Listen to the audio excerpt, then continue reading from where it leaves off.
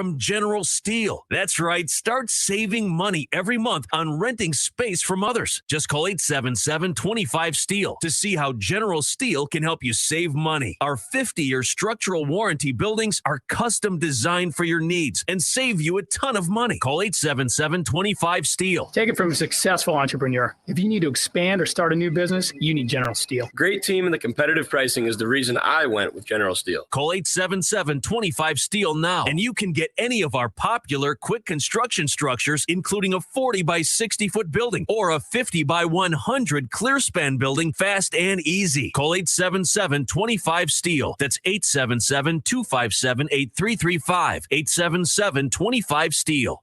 Need to hire? Find great people fast with Indeed. Their end-to-end hiring solution helps you attract, interview, and hire candidates all from one place. Visit Indeed.com/credit. Hey everybody, it's Stephen A. Smith, and everyone knows my feelings on Cowboys fans. But really, Justin Kenner, you're a Cowboys fan and a Browns fan? Good Lord have mercy. I don't know what the hell to do with y'all. I really don't. It's the Justin Kenner Show with Kev Nash. Weekdays from 3 to 6 p.m. on 1410 ESPN Radio.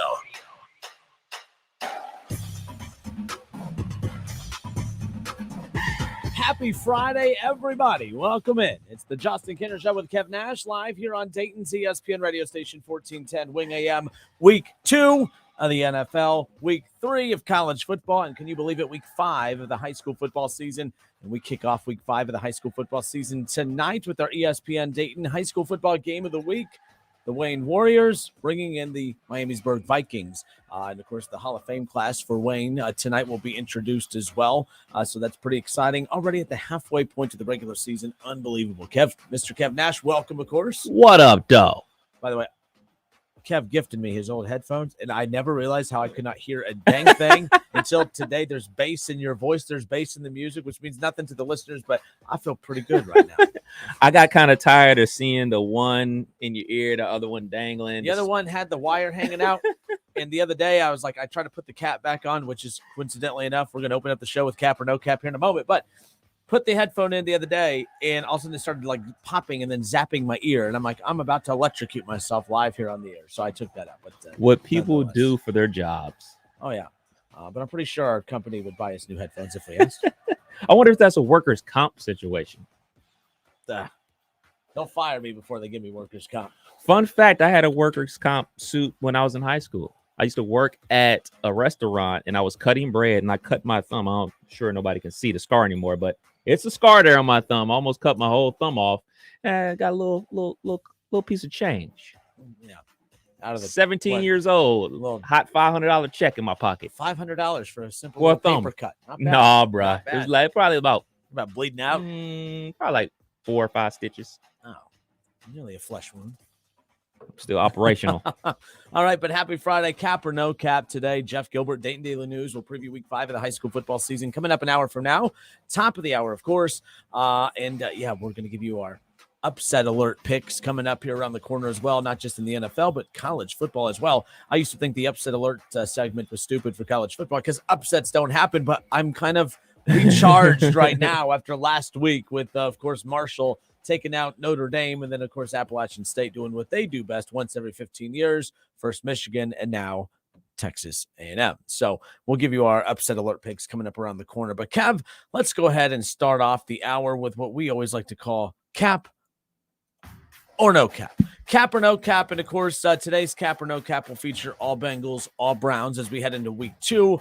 The Bengals starting off the season 0-1 after that very sloppy performance against the Steelers. It's going to be tough to try to use that game as a benchmark for who the Bengals are because even I have to admit, I know they're not that bad, but they were that bad last Sunday. How much rust were they able to shake off after that game and throughout this week in practice?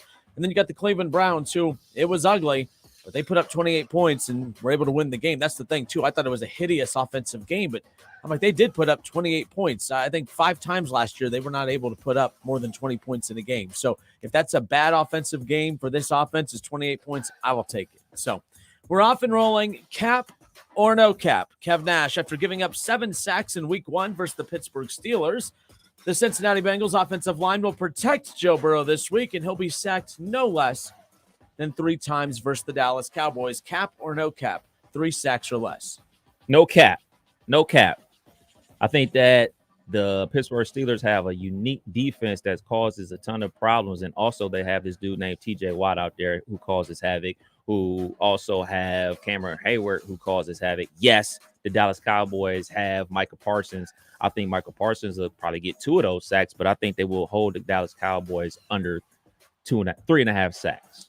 So, and that's what's interesting. So last week, I look at the I look at the Tampa Bay Buccaneers offensive line. I think that they're just as rough. I actually think the Bengals on paper have a better offensive line than the Buccaneers because that's being band-aided together right now for the Bucs. But they were able to protect Tom Brady. I think only got sacked twice, if I'm not mistaken, and that's with the bad offensive line. So I am surprised that the Cowboys did not try to attack that weakness of the Buccaneers, knowing that their offensive line is banged up. Why wouldn't they send more, pass rushes his way? I don't know why they did not. I was curious to see if they try it with Cincinnati after the vulnerabilities that they saw last week.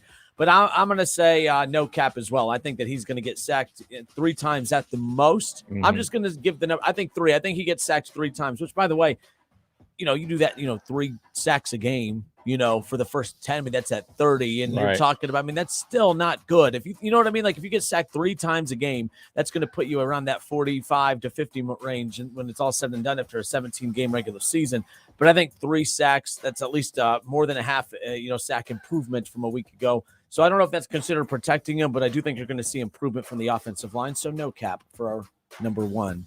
Yeah, you got to think week 2, you hear this cliche from all the coaches all the time. And you know me, I love cliches, especially when it comes to the coaching world and football world. You get better in week 2. Week 1, you're rusty, knocking off the rust and everything like that. You make the biggest improvement from week 1 to week 2. So you're expecting that Bengals offensive line to come more unified in week 2. All right, moving on. We'll do Bengals, Browns. On to the Cleveland Browns, cap or no cap. Browns-Bengals edition here on a Friday, heading into week 2 of the National Football League season. Cleveland Browns, like I talked about earlier, put 28 points up on the board. They were able to hold off Baker Mayfield and the Panthers. They came away victorious. The defense looked outstanding, even though they did give up about, 27, 26 points, whatever it was.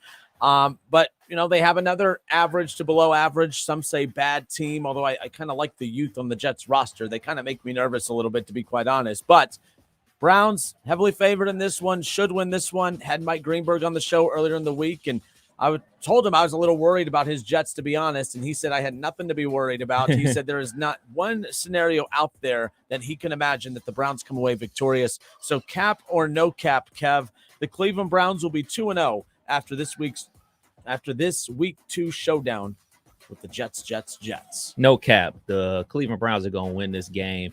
Yes, the Jets have a lot of young talent on that team, especially on defense. You want to talk about Sauce Gardner. You want to talk about Jermaine Johnson on the defense. You want to talk about former Ohio State Buckeye Garrett Wilson on that offense. But there's one glaring part that is old, and that is over the hill. Joe Flacco is the quarterback, and Wacko Flacco is not enough to get it done. If who's the guy that beat the Cincinnati Bengals? White. Yes. If he was out there, I would dabble in that because he's a gunslinger. He's young. He can move around the pocket a little bit. But Wacko Flacco just ain't going to be able to get it done. Even if the Cleveland Browns only put up 17 points, I don't see Wacko Flacco being able to put up 18 points. Wacko Flacco through for over 300 yards and a couple touchdowns against Baltimore last week. Look, I'm not fearing Wacko Flacco, but it is interesting. He statistically was more efficient than Joe Burrow last week. He was way better than your quarterback and my quarterback combined. Hey, let's get him on our team then. I'm just saying, I'm not pro Joe Flacco, but if you look at his numbers from last week, it wasn't terrible. People act like that they couldn't move the ball. The Browns couldn't move the ball. If it wasn't Nick Chubb or Kareem Hunt making a play on the ground, there was no plays being made. Jacoby Brissett's everything I was terrified about. He's big, imposing. He looks intimidating until it's time to throw the football, and then it just doesn't happen. So, I think the Browns are 2-0 after this week. I think it's going to be ugly, but the Jets scare me, and I'm never going to be confident in picking the Browns as long as Jacoby Brissett's the quarterback because that offense was so hideous. I love the defense. I love the Steelers' defense, but Mitch Trubisky is why I'm always going to be hesitant to pick the Steelers, and Jacoby Brissett's why I'm going to be hesitant to pick the Browns this weekend. They should win. It is the Jets. The Browns should be 2-0. We've talked about the urgency of why they can't leave any wins on the table. They nearly did it last week. I feel like they're going to make it ugly. They're going to win, but the Jets are going to have an opportunity. We'll just see if the Browns are able to, stay mature and capitalize on opportunities down the stretch. Who knows what happens? Speaking about Joe Flacco and throwing for over 300 yards last week, they scored a total of 9 points last week. And here's the biggest stat. Not the 300 yards, not he threw the ball 60 times. They were 2 of 14 on third down. They're not moving the ball down the field efficiently enough. The Jets will not beat the Cleveland Browns. The Browns will win this game. All right, and continuing on with our cap or no cap, if you want to chime in the chat section, you're more than welcome to. Ron Howard, he messages into the show, and he basically says Joe Burrow holds the ball too long. Brady dumps the ball quick. So that goes back to our first cap or no cap when we talked about, that is true. Joe Burrow, who got sacked 7 times last week, said cap or no cap, will at least get sacked 3, or at the most get sacked 3 times this week. Kevin and I both said no cap. I think at the most he gets sacked 3 times. Tom Brady, who has a worse offensive line than the Bengals, only got touched twice last week. But to Ron's point, they do a lot of just quick release passes, and he doesn't hold on to it. Joe Burrow's known for that. Yeah. Joe Burrow sometimes makes his O-line, who doesn't need any help looking bad, he makes them look worse at times because he just doesn't know how to get rid of the dang football. Yeah. But I know why he holds on to it, because you got T. Higgins, you got Boyd, obviously you got Jamar Chase. Someone's got to be open. Right. Watching last week's game with Joe Burrow, he gave you all the interceptions. He gave you I got confused. They just made a good defensive call. All right, that defensive player just made a heck of a play. I threw a terrible pass interception. Oh, he came out of nowhere interception. He gave you every interception imaginable in that one game. Normally, all right, man, he tricked me. All right, you're not going to get tricked again. Oh, I threw a bad pass. It got picked. Oh, he made a play. He gave you all of them last week. So as a Cincinnati Bengals fan, I know there's tons of those listening. You got to be hoping that he's got back in the classroom and looked at the whiteboards and looked at the film and everything like that and understand, like, all right, whatever the Steelers ran defensively, a lot of other teams are going to try to run that to slow him down or confuse him and everything like that. And you're hoping, like, all right, he's not fooled again by another team. So cap or no cap, the Cleveland Browns will be 2-0 after week 2. We both said no cap as well. We both believe the Browns come away victorious. Now, Dennis on Facebook says Browns are going 2-0. He also says Baltimore will be the only AFC North team that he thinks will lose this weekend. Now, who am I or you to argue with Dennis? Dennis was our week 1 NFL Pro Pick'em Challenge presented by Frickers. In fact, Dennis, I'm sorry I wasn't at the station when you came to pick up your prize the other day, but who's to say Dennis is wrong? He was the most accurate picker in week 1 of all the participants. So shout out to Dennis. Shout out week to 1 Dennis. winner. Shout out to Dennis. Not easy, not hard to beat me though. You didn't submit anything. My goodness. All right. So you were talking about all those picks that Joe Burrow threw last week, and that's a good transition over to our Bengals side of the cap or no cap. Bengals quarterback Joe Burrow threw 4 interceptions and lost a fumble, and the Bengals lost to Kev Nash's Steelers last Sunday. Cap or no cap, Kev? Joe Burrow will throw at least 2 interceptions this Sunday versus the Cowboys. Cap.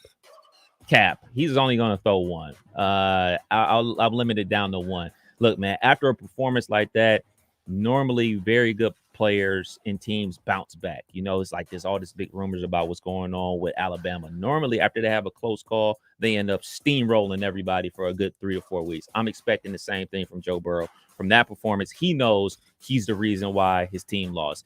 The team lost, yes, the long snapper got hurt and they had to have a backup in there. That ultimately cost them the game, but it was his play throughout quarters 1, 2, and 3 that really cost his team the game. He knows that he'll have a jump back performance this week versus the Cowboys. Joe Burrow having at least 2 interceptions this coming up Sunday against the Dallas Cowboys. I am going to say no cap. I think that he at least throws 2 interceptions. Look, Joe Burrow is going to be a high interception guy. He's going to force it. Look, bottom line is he's going to be a high volume thrower. I think he's better when he throws the ball less than 30 times in a ball game. But when you have an arm like that, you're not going to limit how many times he throws it, even though the record shows when Joe Burrow throws the ball more than 30 times, they're an under 500 football team. I always say more Joe, less Joe, and that's more Joe Mixon, less Joe Burrow. But it's kind of hard to do more Joe Mixon, less Joe Burrow when you have Jamar Chase, T. Higgins, and Tyler Boyd. The bottom line is when you have the best set of weapons of any other team in the NFL, you're going to take chances. At times he's going to force it. And I think that, he's going to try and come out and press early and try to convince himself and everyone that last week was a fluke as far as the interceptions are concerned. look, 2 interceptions. I'm not saying that's good, but I think that it's better than 4 interceptions and probably the 7 total he should have thrown, because there was a lot dropped last week, by the way. I bet he was wishing the referees that were protecting Patrick Mahomes last night was protecting him. I mean, how many picks did he have taken back or reversed? It was unreal. I think he at least throws 2. Look, Joe Burrow is going to be an aggressive thrower of the football, and I think they would rather take chances and go down trying than to sit there and be conservative with the football. So we'll see what happens. All right. Mark Smith said Kinner is cap. Burrow won't throw. Did you misspell crap or did you mean cap? I'm not really sure there. I'm sure Mark would love to say more mean things about me, but it's okay. He's a fan of a team with a very average quarterback after 1 week into the season. I'm just saying, no. But he said Kinner is cap, LOL. Burrow won't throw an interception this week. Maybe he won't. I thought he was about to say the rest of the season. That would be right on par with who these dudes are. I'm just saying. But look, I would not. You don't go from. I just don't see Joe Burrow turning the ball over 5 times 1 week and then not turning it over the next. I still think some of that rust is going to be there in week 2. I don't think we'll see the rest of the season. We won't see what we saw from week 1 in Joe Burrow. Even I can acknowledge that. I went on the old tube today. I went on old television. I went on TV and had to say nice things about the Bengals today. I got to get that audio. So, I got to get that video. I'm just saying. And one of the things I said was, that's the worst game he's going to play all season. And they almost won even with his worst performance of his career. So they'll be fine. But there you go. So take it back, Mark. Take it back. All right, back over to the side of the Cleveland Browns, Kev. Cleveland Browns wide receiver Amari Cooper was targeted 6 times last week for 3 catches, only 17 yards and 0 touchdowns. Guy that's making $20 million a year, by the way.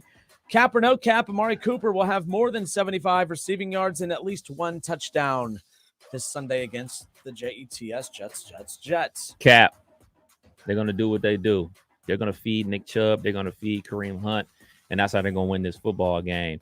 The synergy, the whatever phrase you want to call it between the quarterback and wide receivers has not been there because they haven't had a ton of reps, not only in preseason games, but in camp. You think back to the summer camps and everything like that. Deshaun Watson was out there getting most of the reps. So I don't see that happening at all. I see the person that he has the most relationship with is Donovan Peoples-Jones. And I know everybody's on Amari Cooper because he's the big name. He came from the Dallas Cowboys. He still has a nice contract and everything like that. But the other guy out there, David Njoku, the Browns gave him a contract this offseason. They decided to move on from Austin Hooper and sign him to a bigger contract. So if I'm a Cleveland Browns fan, I'm looking at him as the guy that I want to get more involved in the offense, especially in the passing game. Like, he's a mismatch athletically. So that's the guy that I would be looking to get involved with the passing game more than Amari Cooper, to be perfectly honest. So Donovan Peoples-Jones, 6 catches and 11 targets for 60 yards last week. He was the most impressive receiver for the Cleveland Browns. But let's be clear, this is a bad passing offense. I know that I think they're ranked at the bottom as far as total receiving weapons. I like Donovan Peoples-Jones. I think Donovan Peoples-Jones and Amari Cooper is a very underrated duo in the National Football League. They are no T. Higgins and Jamar Chase. I'm not trying to say that, but I also don't think you're bad off having Amari Cooper and Donovan Peoples-Jones. And you are very right that a lot of money was paid to the tight end in David Njoku, and it's just going to be one of those things that I think we're not going to have a true grasp of who any of these dudes are until Deshaun Watson comes back. Yeah. Because Donovan Peoples-Jones, as good as he looked with Jacoby Brissett at quarterback, I think the expectations are even higher when Deshaun Watson comes back. Amari Cooper, though, you're paid a lot of money. You got to be the guy leading the way out there on the field. You got to be the guy doing maximizing your opportunities. I was very underwhelmed with his performance last week. And maybe it was DPJ taking advantage of all the coverage that's on Amari Cooper, and that's exactly what Jarvis was doing early with OBJ until teams realized they didn't have to guard OBJ, and then they took Jarvis out. So we'll see what ends up happening, but I'm not really going to have too aggressive of a feeling about the weapons for the Browns right now whenever you have a quarterback that only threw for 147 yards against the Panthers last week. So for me, I'm going to say I said cap or no cap, Amari Cooper throwing or at least having 75 receiving yards in the touchdown. I'm going to say that's cap. I think he's going to have another very, very below average to maybe just a bad game statistically, and I don't think he gets a touchdown. I think DPJ is going to be the main guy that's taking advantage of this opportunity. And if I'm the Cleveland Browns, I really wouldn't be against dangling Amari Cooper out there. Maybe the Dallas Cowboys are desperate to get their playmaker back, and I would find a way to get that deal done. I don't think the Browns need a $20 million a year wide receiver, especially performing at this level. We'll see what happens. Question, I'm not sure if you know or not, but I know in the NBA, there's rules against trading a player once he's been traded. So I don't know if that's an NFL thing. I'll have to look that up. I don't have that answer off the top of my head. That's a very good point. As I was saying that, I was thinking, like, I don't know what the rule is as far as how quickly you could turn around and trade someone back. But all I'm saying is the Cowboys are the most desperate for weapons at this point. And maybe the Buccaneers are desperate for weapons too. You know, Julio Jones is hurt and Godwin's out. Julio Jones, I went ahead and quickly grabbed him on my fantasy team, and then there's a big old question mark next to him too. So he got hurt last week. Godwin's injured. We'll see how much Cooper is worth to some teams out there. He just doesn't have value to the Browns this season because of Jacoby Brissett. Not Jacoby's fault, but it is what it is at this point. So we'll see what happens. If I was anybody out there, I would trade everybody to get Kareem Hunt on my fantasy football team. He's the guy that they're throwing the ball to a lot, you know, at the backfield, on the screen passes and everything like that. He's the weapon because he constantly has a mismatch on linebackers out the backfield. That's where the passing game is at. You know, it's not with the wide receivers right now. Those are safe passes for Jacoby to make and everything like that. So fantasy football players out there, go ahead and try to get Kareem Hunt. I tried. He tried to fleece me, so I'm not going to make that trade. He tried to get Justin Herbert and Mike Williams for Kareem Hunt. I was like, are you on something, bro? Are you on something? And I'm up 50 points in my fantasy league. Shouts out to those guys. Man, I've pissed off the Browns fans. Hey? They do not like my take on Amari Cooper. In fact, it's a stupid take, according to Brad Bowser. Stupid take. Cooper was running wide receiver. Brisket just missed him. What? I'll love some Brisket. Cooper was running wide open. Brisket just missed him. Look, man, I wasn't a big fan of Amari Cooper when he was in Dallas. I wasn't a big fan when he got traded to Cleveland. He's no Jamar Chase, and he's definitely no T. Higgins. And as much as I can't stand the Bengals and their annoying-ass fan base, their fans at least know that they know what's up when it comes to the weapons that they have. I like Donovan Peoples-Jones. That's about it for Cleveland right now. I'd like to see what David Bell can do, but I am not a big believer in Amari Cooper. You're paid $20 million a year, which was considered high heading into this season before the wide receiver market blew up. 3 catches, 17 yards. If DPJ could figure it out, I'm pretty sure Amari Cooper could too. I'm just saying, I'm going to – a couple more games. Maybe he has a big game this weekend, and I'll admit I was wrong, but I haven't seen anything. Even going back to last year in that playoff game for Dallas, Kev, where was he in that game? He disappeared in that game too. Drops. I'm just not an Amari Cooper dude at all. Forrest said the Browns need him, though. You don't need a $20 million a year guy for 3 catches and 17 yards and no touchdowns. Some guy, he goes, YTF. What does that mean, Kev? YTF. YTF, I know what it means. Oh, yeah, I had to think about it. I almost said it out loud. Oh, man. Yeah, see, that would have been, I was trying to say, yeah. He goes, YTF, would the Browns trade Cooper? That'd be dumb. I don't think it would be that dumb. Look, maybe I'm overreacting after week 1, but at the same time, you look around the league. Look at Devontae Adams. I'm not a big Derek Carr guy like you are, but the good receivers find ways to get their yards. This is why I wasn't an OBJ guy. Stop blaming Baker Mayfield for OBJ because if you look at the good wide receivers in football, they find a way to get their numbers no matter who's throwing the football to them. DPJ looked better. DPJ didn't have a great week, but he sure as hell looked a hell of a lot better than Amari Cooper. So I like to look at targets. I like to look at the opportunities that these guys are getting. So DPJ, 6 catches on 11 targets. That's good. Kareem Hunt, 4 catches on 4 targets. Your backup running back's a better target than your number 1 wide receiver. And that's why I say if you're a fantasy football person, you want to get Kareem Hunt on your roster. But you look at Amari Cooper, 3 catches on 6 targets. So you're only targeting him 6 times. But this is the whopper for me. David Njoku, 1 catch, 1 target. You didn't pay him to be a blocker. You pay him to be a receiving threat, a mismatch threat. I want to see, if I'm a Cleveland Browns fan, I want to see him take advantage of linebackers and safeties and cornerbacks. If you line up, you know the old adage. I mean, I don't want to sound like ESPN here, but you put a cornerback on him, he's too big. He's too fast for linebackers and safeties. That's what the David Njoku is, and that's why they paid him the big bucks. So I don't know if it's coach, I don't know if it's quarterback, but David Njoku should be the mismatch that you're looking for on your roster. And this goes back to something you and I have been talking about for 2 years now, about the broken passing game of the Cleveland Browns. We're on quarterback, I don't know, 3-4 here with the Cleveland Browns, and we're still talking about the passing game being broke. So at some point, we have to start looking at the play caller, head coach. So I know it's week 1, and I know Jacoby's the quarterback, not Deshaun Watson. But at the end of the day, if this season goes south, nobody's going to say that. He can't go in there and be like, hey, man, y'all traded for Deshaun Watson, and y'all gave me Jacoby Brissett to work with. That's why we lost. They'll have all this other evidence to go on of why they moved on from coach. So it's time to start looking at coach and say, fix the passing game, because this has been a 2.5-year conversation that you and I have been having. So just a reminder for you crybaby Bengals fans, this is proof that I am not a homer. I actually can be critical of my team, unlike you guys who watch as a quarterback, turn it over 5 times, and still try to tell me how great he is. I'm here to tell you that it's okay to be critical of your team, and I am. Now, some guy on Facebook says Cooper was wide open for a touchdown last week on that pass interference call that took the ball to the goal line. He gets that touchdown, and you're not even saying this junk today. Trash take dude. Here's why I like some guy. Because some guy, he chimes in, whether he agrees with me or disagrees with me, but he's here every dang day. So I'm not even mad that he, say my take is trash today. And that's fine. I hope it is. Some guy, I hope it is a trash take. And that when we come in here on Monday, we're talking about a 2-0 Browns team, and Amari Cooper just goes off, and Jacoby Brissett, finally having a big game for the Browns. I'm fine with being wrong when it comes to the Cleveland Browns. I've been wrong before on the opposite end, saying how good they are, and then they don't be good. Let's try to mix it up a bit and see what happens here. Maybe a little reverse psychology. So there's that. All right, folks, we'll be right back. More of the Justin Kinner Show with Kev Nash right here on 1410 ESPN Radio. Go Browns.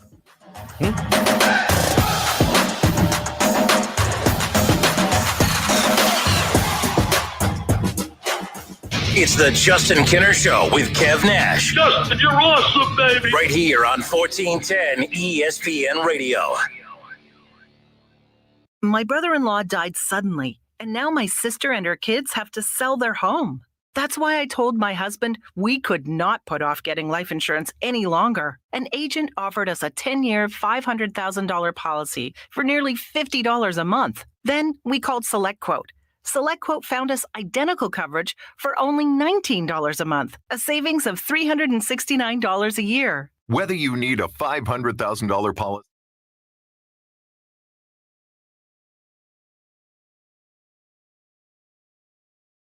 .com/credit. Hey everybody, it's Stephen A. Smith, and everyone knows my feelings on Cowboys fans. But really, Justin Kinner, you're...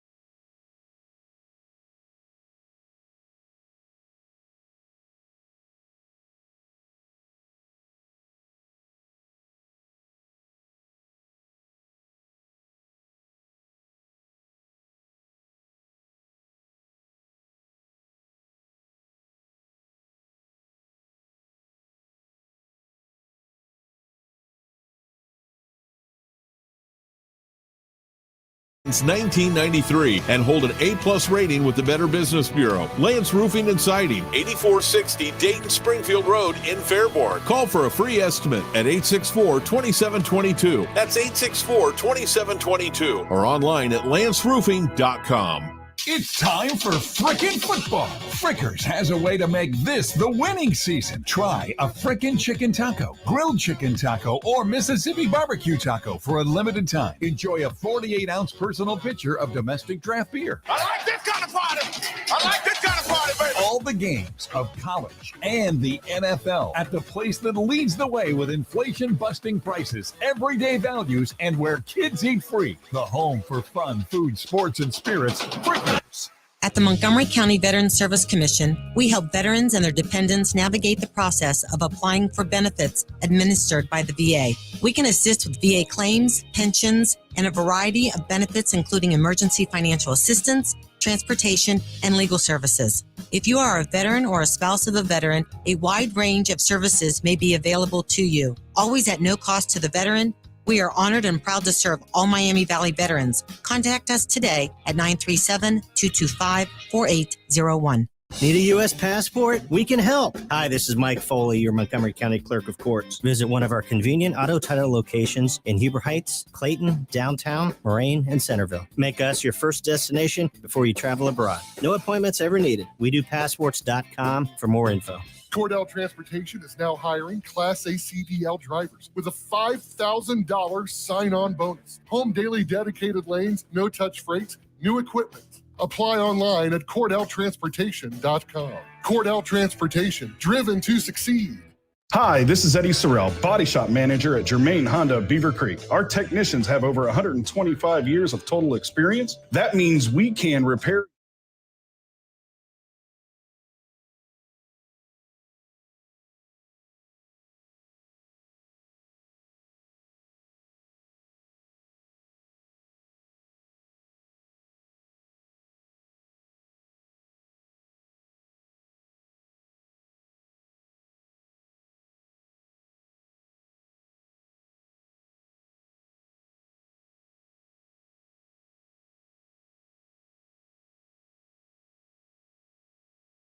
Sports app will be available on January 1st, 2023. Until then, download the Ultimate Bengals app or go to betfredsports.com and have a chance to win Bengals tickets and exclusive merchandise. Official sports betting partner of the Cincinnati Bengals. Must be 21 plus. Gambling problem? Call 1-800-589-9966. You can't get much for $5 these days. Unless you go to Wendy's for a $5 biggie bag. Get your choice of double stack, junior bacon cheeseburger, or crispy chicken BLT. Plus 4-piece nugs, fries, and a drink. All for just $5. You got that bag. You got that biggie bag. You got that bag. That was smooth, wasn't it? That's how you're going to feel when you get that biggie bag at Wendy's. U.S. price and participation may vary. Includes 4-piece nuggets, small soft drink, and small fry. Prices may be higher in Alaska and Hawaii. O'Reilly Auto Parts is here to keep your car on the road with our free loaner tool program. Your local store has more than 80 specialty tools available to rent for your next repair. Refundable deposit required. Ask our professional parts people about the loaner tool program today at your local O'Reilly Auto Parts store or visit O'Reilly.auto.com. O'Reilly Auto Parts. With nearly 6,000 Napa Auto Parts stores and over 17,000 Napa Auto Care centers, Napa is the fuel that helps drivers like you get up and go. There are many ways to catch the Justin Kinner Show with Kev Nash on 1410 ESPN Radio, weekdays from 3 to 6 p.m. You can catch it live right here on 1410 Wing AM, or you can stream the show at wingam.com. But now we have another way that you can take in the show. You can now watch the Justin Kinner Show with Kev Nash live on ESPN Dayton's Facebook page. Listen, stream, watch. It's the Justin Kinner Show with Kev Nash, weekdays from 3 to 6 p.m. on 1410 ESPN Radio.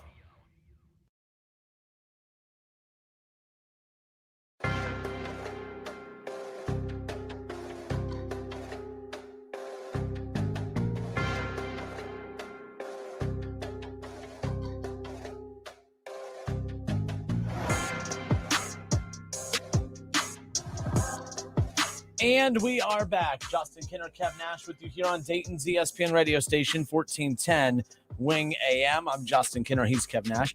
We'll open up the phone lines now, 518-1410, 518-1410. That's the number to call and jump in on the conversation. We opened up with a little cap or no cap. Kev, was I more efficient today? Did I follow the rules of cap or no cap? You did. You did a very good job today. Cap means lie. Correct. No cap means truth. Correct. All right. I have a little Kev made a little cheat sheet. It's taped right here on the desk so that I could just sound like I know what I'm talking about. So there's that. Yesterday we had ESPN Radio's Jason Fitz on the show, and the conversation of the Nebraska job came up, and I haven't found the Nebraska vacancy to be that interesting. But there's always a name that always comes about when a significant job comes open, and I don't know what the significance of Nebraska is.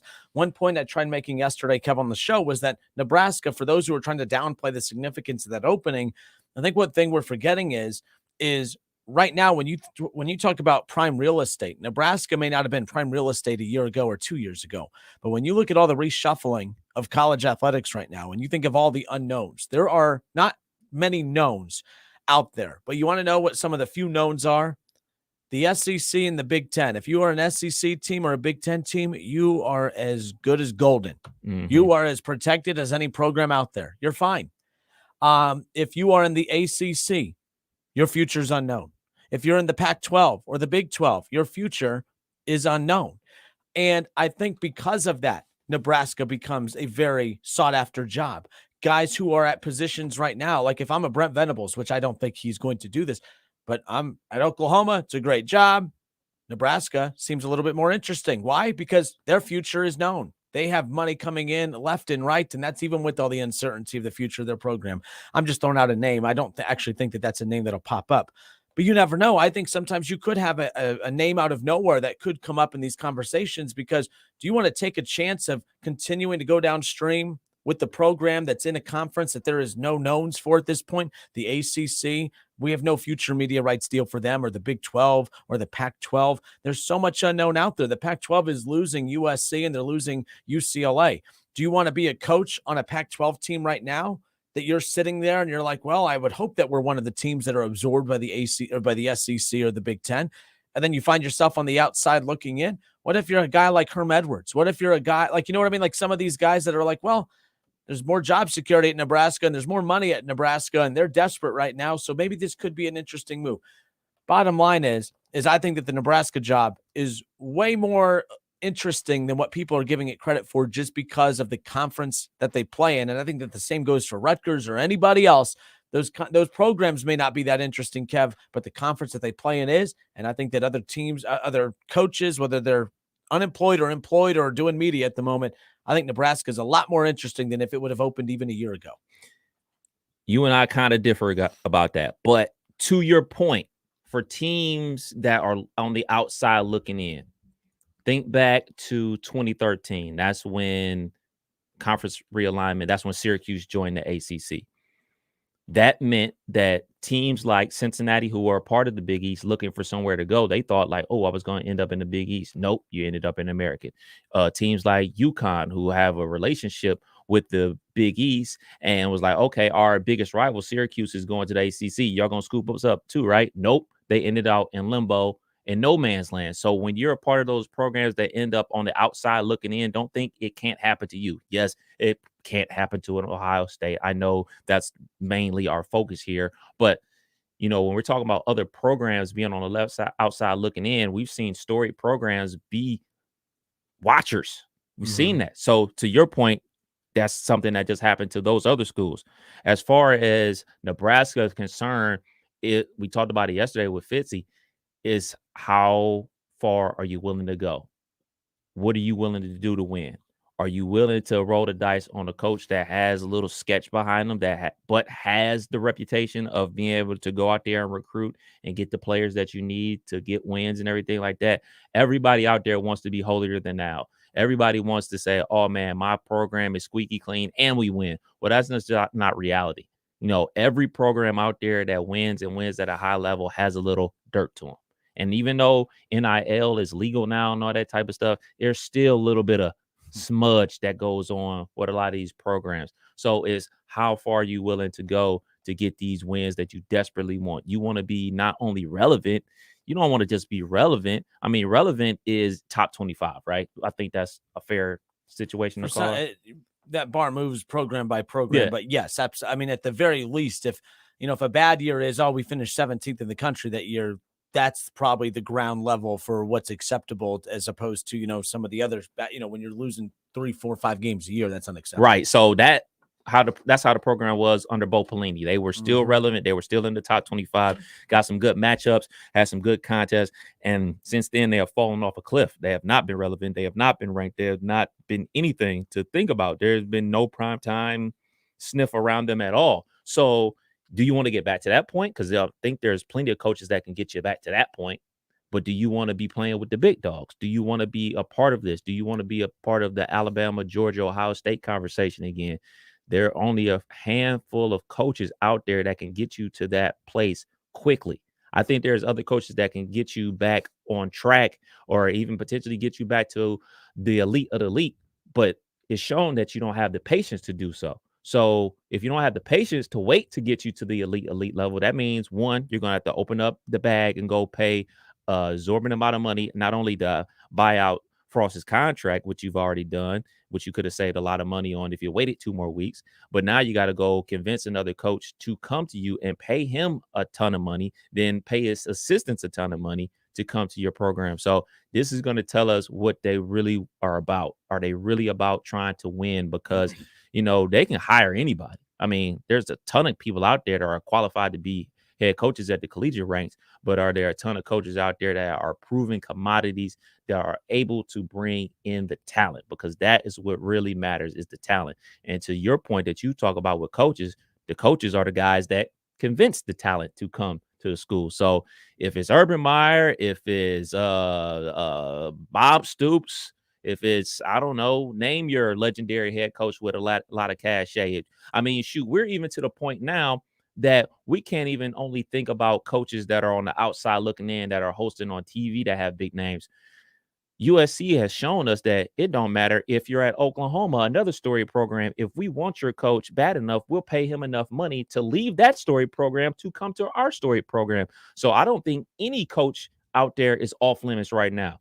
This has started something else. Are you willing to pay the big bucks? Are you willing to go dip in the bag to say, hey, what's going on, Dabo? You want to come out here to Nebraska? I mean, I know it just got a big contract, but in college, it don't matter. It just don't matter, because these boosters are that desperate to win and to win big. So everything's on the table if I'm Nebraska. So I'm glad you brought up that name, Dabo Swinney, because I have his name down in my notes. And I think that when you look at the trajectory of Clemson right now, I think Dabo's kind of looking for like a resurgence a little bit. The recruiting's down. They have not been that elite level program that they were when they were blowing out Alabama and beating them in national titles and getting to the title game multiple years, blowing out Ohio State, taking care of business. Watch your tongue.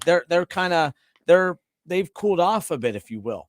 And Dabo still has an opportunity that if he bolted Clemson to take another job, Nebraska kind of makes a lot of sense. Nebraska makes a lot of sense for him because, for one, he could leave Clemson while still being viewed as an elite coach in college football, and I still think he is, but he's cooled off a bit. Going to Nebraska be a change of scenery for him. He's proven himself on the recruiting trail. He's a guy that can instantly just increase the credibility of Nebraska right off the bat. I think you look at Dabo Swinney, he's cooling off. He doesn't have momentum. You know what I mean? Like same thing with Harbaugh. Harbaugh's not going to Nebraska, but my point is Harbaugh last year, his career was pretty much dead and gone at Michigan.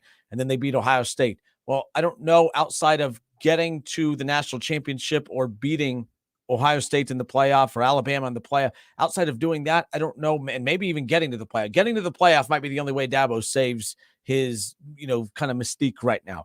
But if they miss the playoff again, that's like the last time they're in the playoff, they got blown out by Justin Fields in Ohio State.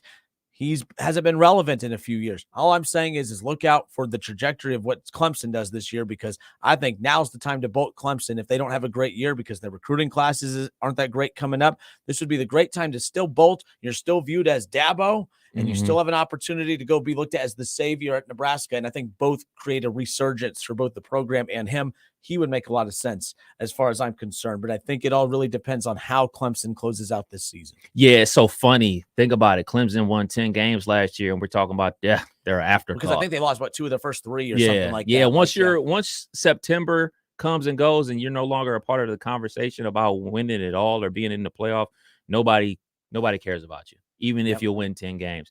And I mean, for the Dabo, is he still trying to wait out Nick Saban to go back home? He won a national championship at Alabama as a player and everything like that, was an assistant coach at GA there, and before he became a head coach at Clemson. So that's definitely a name to think about. My whole thing is, we have seen this is the new way of college football. It doesn't matter if you are a big-time head coach at a storied program, another school could come in there and woo you away. Yep. So nobody's off limits. Nobody at all. So yesterday, ESPN Radio's Jason Fitz came on the show, and I just threw out Urban Meyer's name because every time a program, a coaching vacancy pops up, his name, especially a significant program, although I really don't know if Nebraska is that, but they have the championship history for, to prove that it can be done. His name gets brought up. Now, Steve Stetler on Facebook reaches out. Would you guys want Urban as a college coach? No way I would. Well, yesterday, Jason Fitz came on the show and had very, very aggressive hot takes regarding that situation. Kev Nash and I, we asked Jason Fitz on yesterday's show if Urban Meyer makes sense for Nebraska and would Urban Meyer want Nebraska. Here's Jason Fitz from yesterday's show. No, they shouldn't be interested in him. I don't care what Urban Meyer wants to do. Like, you want to put Urban Meyer on a couch in front of a mom right now and have him say, "I'm going to raise your young man to be a better person"? Like, that's an awful sales pitch. Like, at some point, the body of work is the body of work. And I'm not talking about the body of work for the coach. I'm talking about the body of work for the human being. And you got to look around at what every player around him in the NFL said and say, okay, that has some merit. But you also got to look around at just the way he carries himself and ask yourself, do you really want to associate that in the Midwest with core values and things that matter to the people in Nebraska? You want to sell that? Like, I know everybody cares about winning football games, and I'm not stupid. I understand that winning football games is the most important thing for most fans, but at some point, you got to be real about the blowback you're going to get. And we saw this in Tennessee when they tried to make a hiring coach a few years ago that people felt was controversial. They ran that out of town. Here's if where it I gets am a interesting. Nebraska alum, I am ready to run the concept of Urban Meyer so far out of town. And look, I don't work for Fox. I have a lot of respect for what Fox does. I watch a lot of Fox content. I think it's gross that they put him on air this year. So, like, I got nothing good, everything fine about Urban Meyer, the coach. Urban Meyer, the human being, doesn't deserve to stand in front of any family right now and say, I got you. I can help raise your son into a great young man. He has shown no proof of concept for that. So Steve Stetler says Herbs has no integrity. He's a liar, not a role model. The thing I find most fascinating is every NFL player you hear from has nothing good to say about him. But every college player that's ever played for him can't find, I'm not saying they don't exist. There's not, I don't know of any college players that have come out publicly and have spoken out against Urban Meyer. They love Urban Meyer.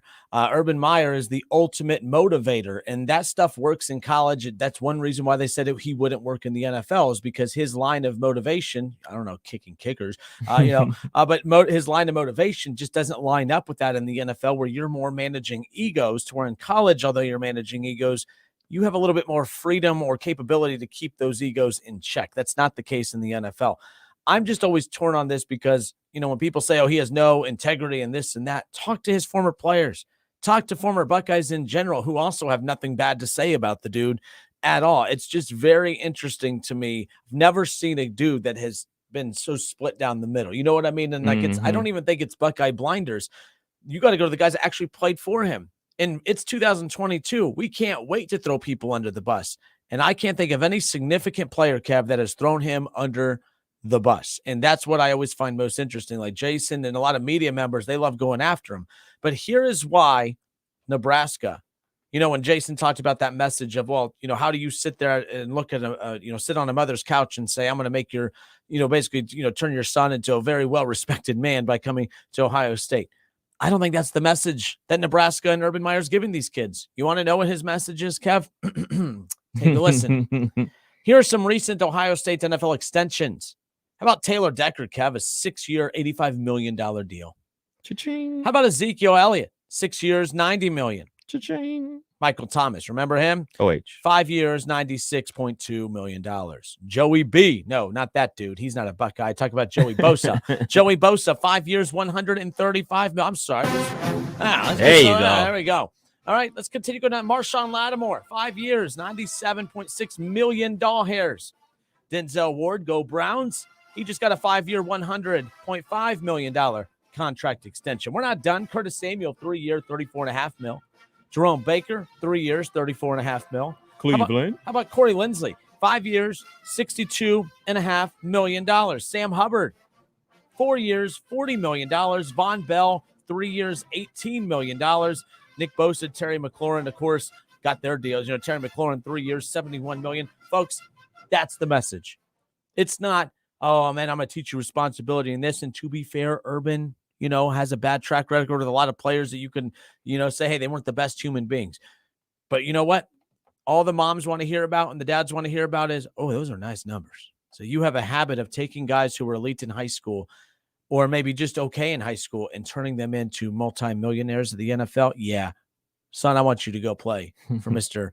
Urban Meyer. I think that is the message, whether we like it or not. We got to stop acting like when these kids are picking these schools that they're going to church. They ain't going to church. They're going to play football. So that's just kind of where I'm at with that. I'm not justifying all of Urban's little weird stuff off the field. All I'm saying is at the end of the day, this is all that matters. And he has not done anything to the level that I think he's on a list of can't have him walk in the halls of our school. I just don't know if it's there yet. Percy Harvin.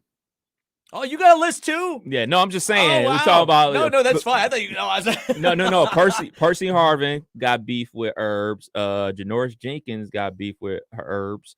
So those are some of the guys that had beef with him at Florida. I can't recall anybody from Ohio State having beef with Coach Meyer. Joe Burrow is not a Buckeye, people. He is not a Buckeye. He is a former third-string quarterback at Ohio State. He is not a Buckeye. Stop it. You're a Buckeye, He's bro. not a Buckeye. You're a Buckeye, bro. No. Brandon Buckeye. Kelty, Joe Burrow is still a Buckeye, and he capitalized all the LOL. Stop it with that. That is just ludicrous. He's not a Buckeye. He's at the Ohio State Notre Dame game. Would he still be? Oh, stop it. So was Jason Tatum. Is he a Buckeye? He wanted to hang out with LeBron. Blue Devils. Go Blue Devils. He wanted to hang out with LeBron and Not a Bronny. former Buckeye. Yeah, he is from Ohio. He would have went there. He was too good to play at Ohio State. He went Wasn't good straight enough to to play the for the Buckeyes. NBA. Wasn't good enough to play for Stop it. Buckeyes. I will not. I will be 80 years old and screaming until my teeth fall out. Joe Burrow's not a Buckeye. You know why I know he's not a Buckeye? Is. No, he's not. Because if he did not go on to be a Heisman-winning, national championship-winning quarterback, we would treat him the way we do Tate Martell. So I am so sick and tired. That is the dumbest take of any take out there. You're Buckeye, all bro. of y'all can kiss me where the sun don't shine. He is not a Buckeye. Continue your take. So You're who Buckeye. doesn't like Urban? You're a Buckeye. Percy Harvin. Janoris Jenkins used to play cornerback at Florida, play for the Giants and everything like that. So some of the guys from Florida. Now, I can't think of any Buckeyes that had beef with Urban Meyer, but I'm sure there are. I mean, there's always somebody. I mean, you've been coaching there coached at the Buckeyes for what, like 7-8 years. You got 85 dudes in and out every single season. I'm sure there's somebody that was something bad to say about him. My whole thing is there's just always something.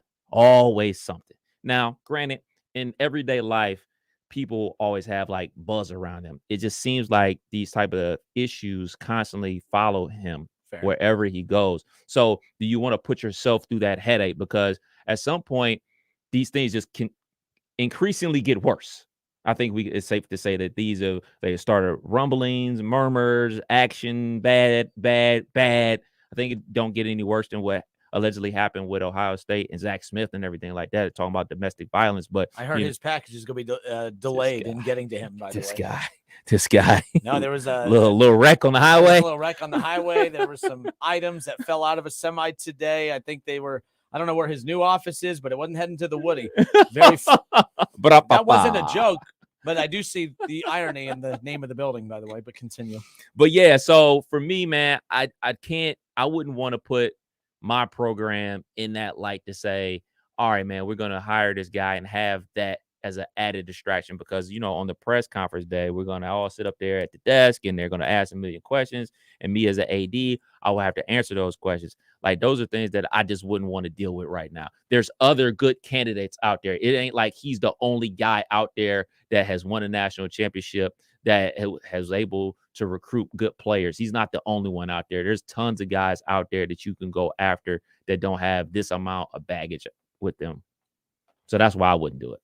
And to use one of your phrases, I'm consistent. Like, I've never been like an Urban Meyer. Oh, I know. That's like, so my favorite part of the Fitzy soundbite from yesterday was just you constantly, you were just kind of laughing in the background. And I'm like, oh, you're loving this. I'm just saying, this. Like, I you know me a little while, but longer than you know me, I've known these certain things about Urban Meyer that just rub me the wrong way. And it's like, man, I just can't deal with that. I just can't. Like, these aren't normal things that go on. This isn't like, oh, man, tattoos, or, oh, man, he allegedly got this guy to come here because he got his mom a job in that city, or his dad is now on a coaching staff. Those are like normal things that every program deals with. The stuff that allegedly happens with Urban Meyer is just like levels and levels above what I'm comfortable dealing with if I'm an AD. You know what I'm comfortable dealing with if I'm an AD?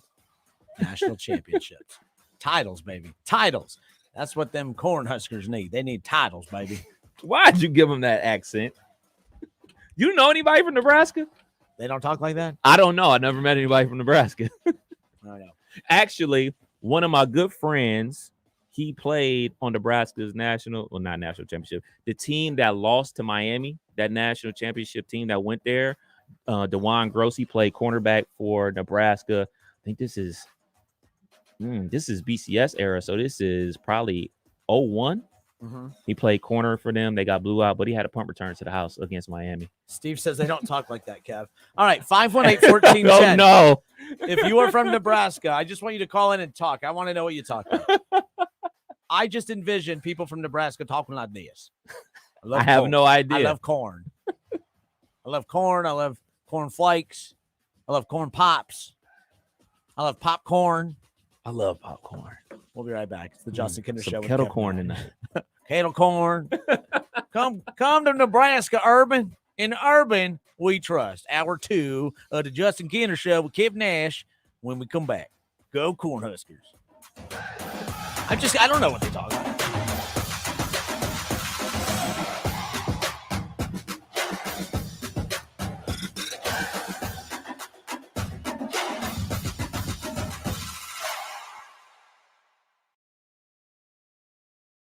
The Justin Kinner Show with Kev Nash. Presented by Brad Mays with Home Experts Realty. Weekdays at 3 p.m. on 1410 ESPN Radio. I did a site visit, and the space is absolutely incredible. Este's Reiki Clinic is opening another studio across town. But there's a lot to wrap up. But staffing an entire office requires more than just deep breathing. Receptionist and at least 4 new practitioners. Indeed can help them hire great people fast. I need Indeed. Indeed you do. We instantly connect you with quality candidates whose resumes on Indeed match your job description. Visit Indeed.com/credit and get $75 towards your first sponsored job. Terms and conditions apply. When you download the Home Depot app, taking on big or small projects starts with a tap. It's your pocket-sized toolbox for getting more done. Image search helps you find what you need with a snap. Store mode pinpoints exactly where to go to get what you want while you're at our store. Or just tap to arrange for easy curbside pickup, all from the palm of your hand. It's the app that's made for doing. The Home Depot app. How doers get more done.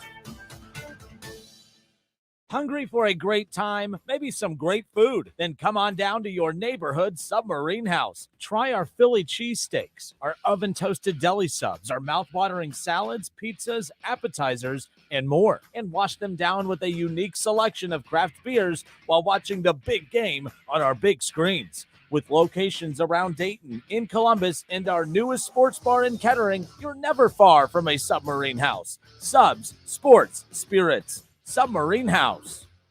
It's time for frickin' football. Frickers has a way to make this the winning season. Try a frickin' chicken taco, grilled chicken taco, or Mississippi barbecue taco for a limited time. Enjoy a 48-ounce personal pitcher of domestic draft beer. I like this kind of party. I like this kind of party, baby. All the games of college and the NFL at the place that leads the way with inflation-busting prices, everyday values, and where kids eat free. The home for fun, food, sports, and spirits. Frickers. Germain Honda Beaver Creek is your local Honda dealer. If you've been waiting to buy, now is the time. For a limited time, we have 22 Honda Passports and 22 Honda Pilots with financing as low as 1.9% and 2022 Honda Ridgelines with financing as low as 2.9%. Remember, we can get the Honda you're looking for. We are taking deposits on current scheduled in-build new Hondas every day. See me, sales manager Jason High, for all the details. We're on Route 35 just east of 675 between Xenia and Beaver Creek. Germain Honda Beaver Creek, the right car, the right price, the right way. Hey, I'm Andy. If you don't know me, it's probably because I'm not famous. But I did start a men's grooming company called Harry's. The idea for Harry's came out of a frustrating experience I had buying razor blades. Most brands were overpriced, overdesigned, and out of touch. At Harry's, our approach is simple. Here's our secret. We make sharp, durable blades and sell them at honest prices for as low as $2 each. We care about quality so much that we do some crazy things, like buy a world-class German blade factory. Obsessing over every detail means we're confident in offering a 100% quality guarantee. Millions of guys have already made the switch to Harry's, so thank you if you're one of them. And if you're not, we hope you give us a try with this special offer. Get a Harry's starter set with a 5-blade razor, weighted handle, shave gel, and a travel cover, all for just $3 plus free shipping. Just go to harrys.com and enter code IMPACT at checkout. That's harrys.com, Code IMPACT. Enjoy! If you need new roofing, siding, or gutters, skylights, or patio enclosures, if you're a homeowner or business and need someone you can trust, don't take a chance. Enhance with Lance. Lance Roofing and Siding in Fairborn has been satisfying customers since 1993 and hold an A+ rating with the Better Business Bureau. Lance Roofing and Siding, 8460 Dayton Springfield Road in Fairborn. Call for a free estimate at 864-2722. That's 864-2722 or online at lanceroofing.com. For victims of drunk and drug driving, your grief is unique, but you are not alone. You always have a place at MAD. Call the 24-hour victim helpline at 877-MAD-HELP or visit mad.org. WING 1410 Dayton. Dayton's ESPN Radio.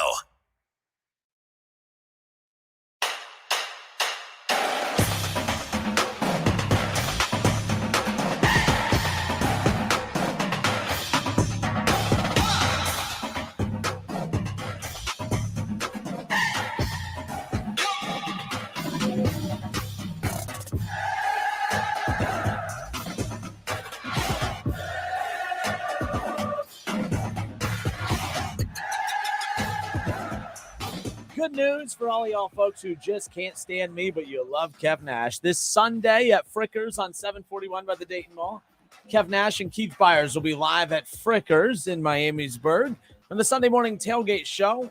We kicked off the show last Sunday, of course, and got you set for, of course, the Bengals and the Steelers at 1 o'clock kickoff, and then the Browns and the Jets. So that's where we're at. This coming up Sunday, I'll be out of town all of next week. So, again, just another plus for y'all. Just keep that in mind. Y'all, I'm talking like I'm from Nebraska, y'all. But nonetheless, Kev Nash and Keith Byers, the Sunday morning tailgate show, this coming up Sunday, 11:30 a.m. to 1 o'clock, right up to the kickoff. A lot of big games in the NFL Week 2, Kev. How about last night's game, the Chiefs and the Chargers, Patrick Mahomes, and, of course, Justin Herbert. Unbelievable game. A duel, and nothing like watching a football game on your phone off of someone's Facebook live stream, because I do not have Amazon Prime. So I was unable to watch the game on my TV. I had to watch it on my phone from someone's Facebook live stream. Yeah, good game. And, you know, I'm a person that believes context matters. So you look at the stat line from one Justin Herbert, who was also my fantasy football quarterback, and everybody's going to look at that one interception like, oh, man, he threw an interception. Who's the head coach for the San Diego Chargers? Soon to be the former coach of the San Diego Chargers. And I'm telling you, I called it in the offseason. That is exactly where the former Saints head coach, Sean Payton, that's where he's going. That is where Sean Payton will end up. Not Dallas with Dak Prescott and company. He will be Justin Herbert's head coach next year. So the tight end is, you were right, is tapping out. You were right. He's already lost him another game. He's tapping out. Like, he's made 2 plays. The one, he caught a 10-yard pass, and then he catches like one down to the goal line for like 30 yards. He's tapping out. Hey, get me out of here, bro. I'm winded. I need a blow. We're going tempo. Not only you're going tempo, you're going right back to him. So him being a human being, not a robot, is out of gas and quits on a route because, dude, I ain't got it in me. I can't do it. And Herbert throws to the spot where it's supposed to be, turns into a pick six the entire other way, 99 yards. And that is not on Justin Herbert. That is not on the tight end. That is 100% on the coach. And that is exactly why they have so much talent on that team. But if something's holding you back and it's the coach, that is not good. Because as we see lesser talented teams, they rise to the occasion. You look at the New England Patriots roster, not only this season, but last season, they still made the playoffs last season with a rookie quarterback. You look at the Pittsburgh Steelers roster, especially on offense, and especially with Big Ben being extremely old and unmobile, they still made the playoffs. They beat the Bills week 1 last season. They beat the Bengals week 1 this season. They're going to be in contention because of their head coach and the players believing in them. He potentially could have lost the locker room by doing that. Off that one play. It all comes back to one single incident if they don't make the playoffs. And people are going to look at that performance and look at how good Justin Herbert played and how good that offense was clicking until he decided to say, hey, man, stay out there. You're tough. Pick six the other way. KC wins it. Yeah, and by the way, that was one of those games where whoever comes up short, it's an L in the L column, but no one was a loser in that game. And I know that sounds very like moral victory type stuff, but those are arguably two of the top 3 teams. I think the Chargers, the Bills, and the Chiefs are the 3 best teams in the NFL right now. But to everything Kev has said for a while, I just didn't want to, not because he's a UD guy, but I've just been like, no, that by the way, they did not go for right. it. They've nipped that in the bud, but they just seem to be missing something, and it's not talent. This is one of the most loaded rosters in the National Football League. It's not talent. It's definitely not the quarterback. He's not turning it over 5 times in the game. I'm just saying it's not the quarterback. It is specifically this head coach. I am out on this dude. They need to get him out of there, and I think he finishes the season. I think they're going to make the playoffs. I think they're going to be good. They are good. But I think that Sean Payton will be the next head coach of the Chargers. It's Los Angeles. On top of that, it's Justin Herbert. Everyone that thinks he's going to be the Cowboys head coach, why would you want to, I know it's always been rumored for many, many years, but it's not about going to coach the Cowboys versus the Chargers. It's coaching Dak Prescott, which isn't like the end of the world. Like there's worse quarterbacks to have, but Justin Herbert is arguably the 2nd or 3rd best quarterback in the NFL. Patrick Mahomes is number 1. It's really between Josh Allen and Justin Herbert for 2 and 3. Yes, Aaron Rodgers is right up there, but I think that you're talking about the 3 faces of the NFL right now. It's those 3 and then everybody else. Like it's Justin Herbert. I've been a fan of since the very first time I watched him play. So I'm a big fan of his. So you think he's one of the faces of the league? You got to start winning games like last night to be the face of the league. And I think that that's the thing too, is like, that's why that coaching change needs to happen. The Chargers, for an LA team, they don't have that same flair that the Rams do. And I think that the Chargers rosters as low. You have Khalil Mack and Joey Bosa just barreling in on Patrick Mahomes last night. Left and right. And then, you look at James, you look at all the talent they have on that defensive side of the ball. They did everything they could. They intercepted Patrick Mahomes 3-4 times. I know they were all called back, but my goodness, that defense is legitimate. The Chargers, I still think, are a top 3 team in the NFL, but their coaching, I agree with you a bajillion %. I've used bajillion a lot today. If I'm a citizen of San Diego, I'm thinking to myself, like, man, we could have had this team in our city. Now it's up in Los Angeles. That's got to stink. And then you look at the Padres, you make this huge trade that like, all right, man, we're going to make a run in the playoffs. And now, one of your best dudes is out for 85 games and he's not going to finish out the season and everything like that. Like, it must stink to be a San Diegoan because you got to be looking at all the talent that's on the Chargers right now. And that team used to be in your backyard.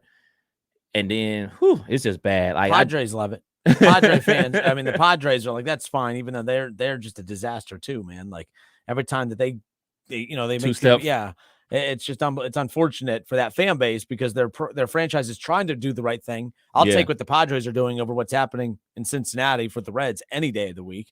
But that's just kind of what's up. So Shaw messages in. He says, hey, Kev, I understand the call shouldn't have been made, but who made the throw, the quarterback or the coach? You also have to understand context as well. If you watch the game, again, not making too much of an issue, but look, he played a freaking perfect game. And of course, it's the final play or whatever, but he also has busted ribs. Like he went back in with busted ribs. And by the way, I always say you got to protect a player from himself. And he demanded to go back in. And maybe the coach just said, no, you need to sit back over here. But these dudes are warriors. They want to go out there and play. I'm not saying he would have not turned it over if he was healthy, but the guy was playing with busted ribs. Can you imagine what that's like playing with, so I'm just saying there's a lot working against him in that situation. Yeah, for sure. And another thing, look, I ain't tripping on the coaches saying, oh man, you got to get back in there or holding them back. Like, all right, you good? Yeah, I'm good. All right, let's go win this game. It's football. Dudes are going to be banged up left Unless and you're right. Baker Mayfield and you're horrible. You lose your job because of that. But as a quarterback, especially in this league, this isn't high school. It ain't college where you throw when he's open. You throw to where he's supposed to be. It's called an anticipation throw. Like he's anticipating dude running his route all the way through so he can make the play and score another touchdown and take the lead and everything like that. I put this all on the coach. Like, look, man, the dude's tapping out. It's perfectly fine to tap out every once in a while, man. I mean, especially if you just made a catch down to the 1 yard line after running for 40 yards. Yep. If you gassed, you gassed. Because, I mean, shoot, if they had even ran the ball, say they would have ran the ball with Eckler to the right side where he was supposed to be doing a crackback block and he doesn't do the blocking technique and Eckler gets rocked and fumbled and is scooped to score, it's all because you kept him in when he's tired. That's why that happened. You kept him in while he was tired. That is exactly why he quit on the route. And that would have been exactly why, if they would have ran the ball to his side, he would have whiffed on a block. It's because he's tired. The coach forced him back out there. This ain't the days of the Junction Boys where the coaches don't give you water and you can't take a break until I let you take a break. Hey, man, but dude tapping out. You're tapping done when I out. say you're done. I'm from Nebraska. Like, it's really easy, man. If a dude's tired, he's tired. So Deborah, hope you're doing well. Deborah says, if you watch the replay of that pick six, that rookie hid behind Herbert's target, then jumped out from behind him, snagged the catch, and took it to the house. Yeah, because he didn't run his route. So there's that. Deborah, keep giving it to him. Just don't let him get away with it. He didn't run his route. Get him, Deborah. Get him. Ron Howard says, I thought you were in love with Watson. I don't know what that has to do with anything. I was talking about the three best quarterbacks in the National Football League, and Justin Herbert, and Patrick Mahomes, and Josh Allen. I believe that if, he hadn't missed the last 2 years, I think Watson would be right in there with those guys. And he's younger or the same age as these guys Deshaun is? Like, that's what's crazy about it, the too. same age. So, look, I think Deshaun, I don't know what he's going to look like when he comes back. This season's just going to be a roller coaster for the Browns. But I think once he kind of gets acclimated, I actually think, Kev, you want to know why this season we're going to look, Browns fans will be happy with this season next season, because he's going to get all the rust out for those final 5 games. Who knows what happens? Maybe they sneak into a playoff spot. Who knows?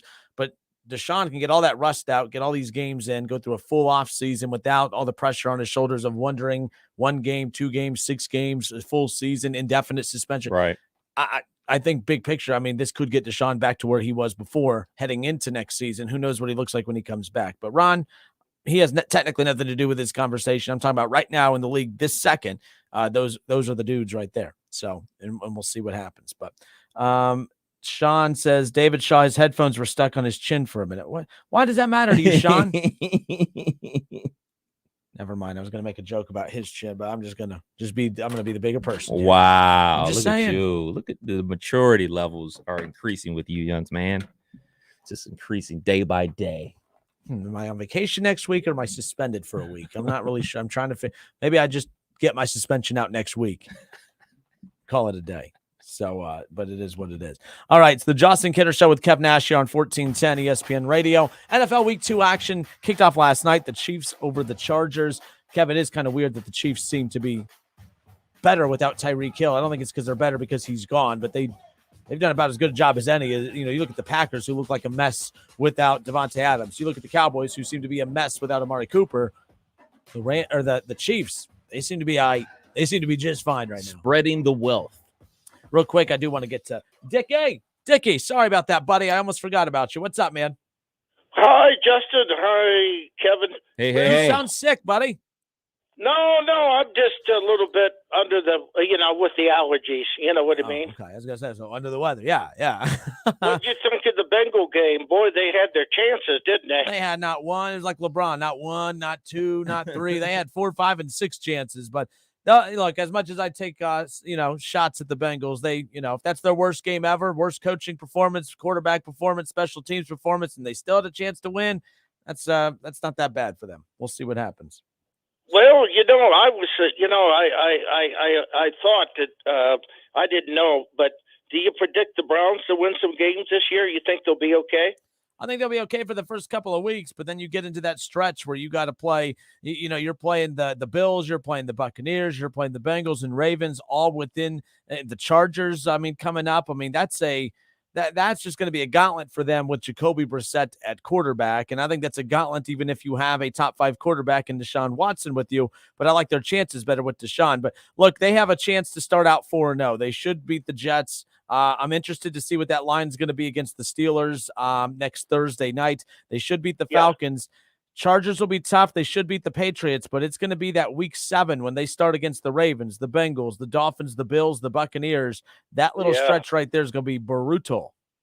Yeah. Now, do you give Cincinnati the chance on that division this year, you think, or you think they're going to be down in the dump? No, they're not down. Look, if they continue to look like they did last week against this Cowboys defense, who, let's be honest, is nothing like the Steelers defense, then Bengals fans need to worry. The thing is, I just noticed amongst Bengals fans, there was just more disappointment in how they looked. I don't think anyone's panicking, but I think there will start to be some people who get a little uncomfortable if they look sloppy against the Cowboys, who are not a very good football team. So no, there's no need to panic yet, but we'll see what happens. It's the Ravens and the Bengals to win that division, one of those two. So it'll be interesting. I wanted to say something too. I think they ought to revamp the Reds. I think they need to get a new coach in there. They need to do management because Kevin and Justin, they're outright pathetic, aren't they? I mean, it's not good. They just got swept by the last place Pirates earlier in the week. That's unacceptable. I know right now it's the dog days of September. They could see light at the end of the tunnel. No, not the playoffs, but just the end of their misery right now. But the only thing I'll say is they have Hunter Green, Nick Lodolo, obviously Jonathan India, Tyler Stevenson, and then Graham Ashcraft. Those 5 players right there are going to be the young core and foundation. But, you know, it's just what they do with it in the offseason. I just don't expect them to make many moves this offseason either. No, and, you know, what about the Buckeyes? You give them about 11-0 this year? Hopefully they're 12-0 and then 13-0 after the Big Ten championship, and then hopefully finish the season 15-0 as national champions. Dickie, Kev Nash believes Kev undefeated national champions. Undefeated national champions, Buckeyes. Yeah, undefeated national champions is what Kev predicts, Dickie. Hey, I wanted to tell you last night I put on the Sports Time Ohio. They had Jimmy Donovan and Tony Grossi, you know. You ever get to talk to Tony Grossi? All the time. He always asks about you. Oh, does he? Every time. Yeah. I just wondered. I tried to call, but the phone was busy. I didn't see they had any phone number. Yeah, you just got to keep trying. So. Yep. But, hey, Dickie, we're out of time, buddy. Always great hearing from you. I hope you have a great weekend. And get those allergies taken care of. That way you sound less stuffy next time. Sound good? Yeah. I'm still playing music, guys. Attaboy. Keep it up, man. Appreciate hearing from you. Okay, say hello to everybody. Will do. Take care. Take care. We are Dayton's home of the Ohio State Buckeyes. Ohio State, Toledo, tomorrow night under the lights. There you go. Undefeated national champions, Kev Nash says. I think so. Man. Look, yes, the offense ain't clicking on all cylinders. It's not blowing people away and like, oh, my goodness, they're scoring in 2 plays. You have every right in the world to get better as the season goes along. I'm predicting by season's end, this offense will be high flying, scoring a ton of points left and right, and the defense will continue to get it better. You know, nobody was making a big fuss that Georgia only beat their opponent last week 33-0. Like, oh my goodness, they only put up 33 points. Our arrogance is our biggest weakness. Exactly. Our fan base, because we create this. We buy in to those websites that make you pay to buy into the hype, and what ends up happening is you believe they're indestructible when really the gap between them and Alabama at times is pretty significant. And then when we don't do what all the other teams are doing, we sit back and are like, what the heck's happening? What's going on? You just got to be more of a realist when it comes to the Buckeyes. If they are a national championship contending team, it's not going to blitz team 60-0 every single week. Yeah, so. Georgia won last week 33-0 over Sanford. They were up 30-0 at half. You're hilarious. They're up 30-0 at the half. Nobody's huffing and puffing about that. Look, man, some of these warm-up opponents are just that. Like, they're not out there. They're working on plays, too. So right now, the run plays that really work for the Ohio State Buckeyes, that stretch run play, the counters aren't working right now. Mm-hmm. So they're working on those things. They're working to get their timing right and everything like that. So we're going to continue to do that. And then we'll be ready for primetime when necessary. Getting Justin Jackson Smith and Jigba back and Julian Fleming back this week. We talked about that on yesterday's show. Actually, we'll pick up with this on the other side. We also got our we're going to give you a couple of our upset alerts in college football and the National Football League for week 2, week 3 for college football. That's coming up on the other side. Julian Fleming coming back. Jackson Smith and Jigba coming back. Ryan Day, head coach for the Buckeyes, says he envisions that he anticipates that. I mean, if they come out and said actually they are for sure, like it was kind of very like that's the plan. The plan is for them to play. Yeah, that's the lace I read. Some Buckeye fans are furious, saying there's no need to rush him back. You don't need to play for Toledo. You were off the show yesterday during the portion of which we took calls and talked about that. I want to get your take on that before we give our upset alert picks for college football and the NFL. Here's just a little, preview. Ohio State is not a part of the upset alerts for tomorrow night. I promise you that much. We'll be right back. More of the Justin Kinder Show with Kev Nash next.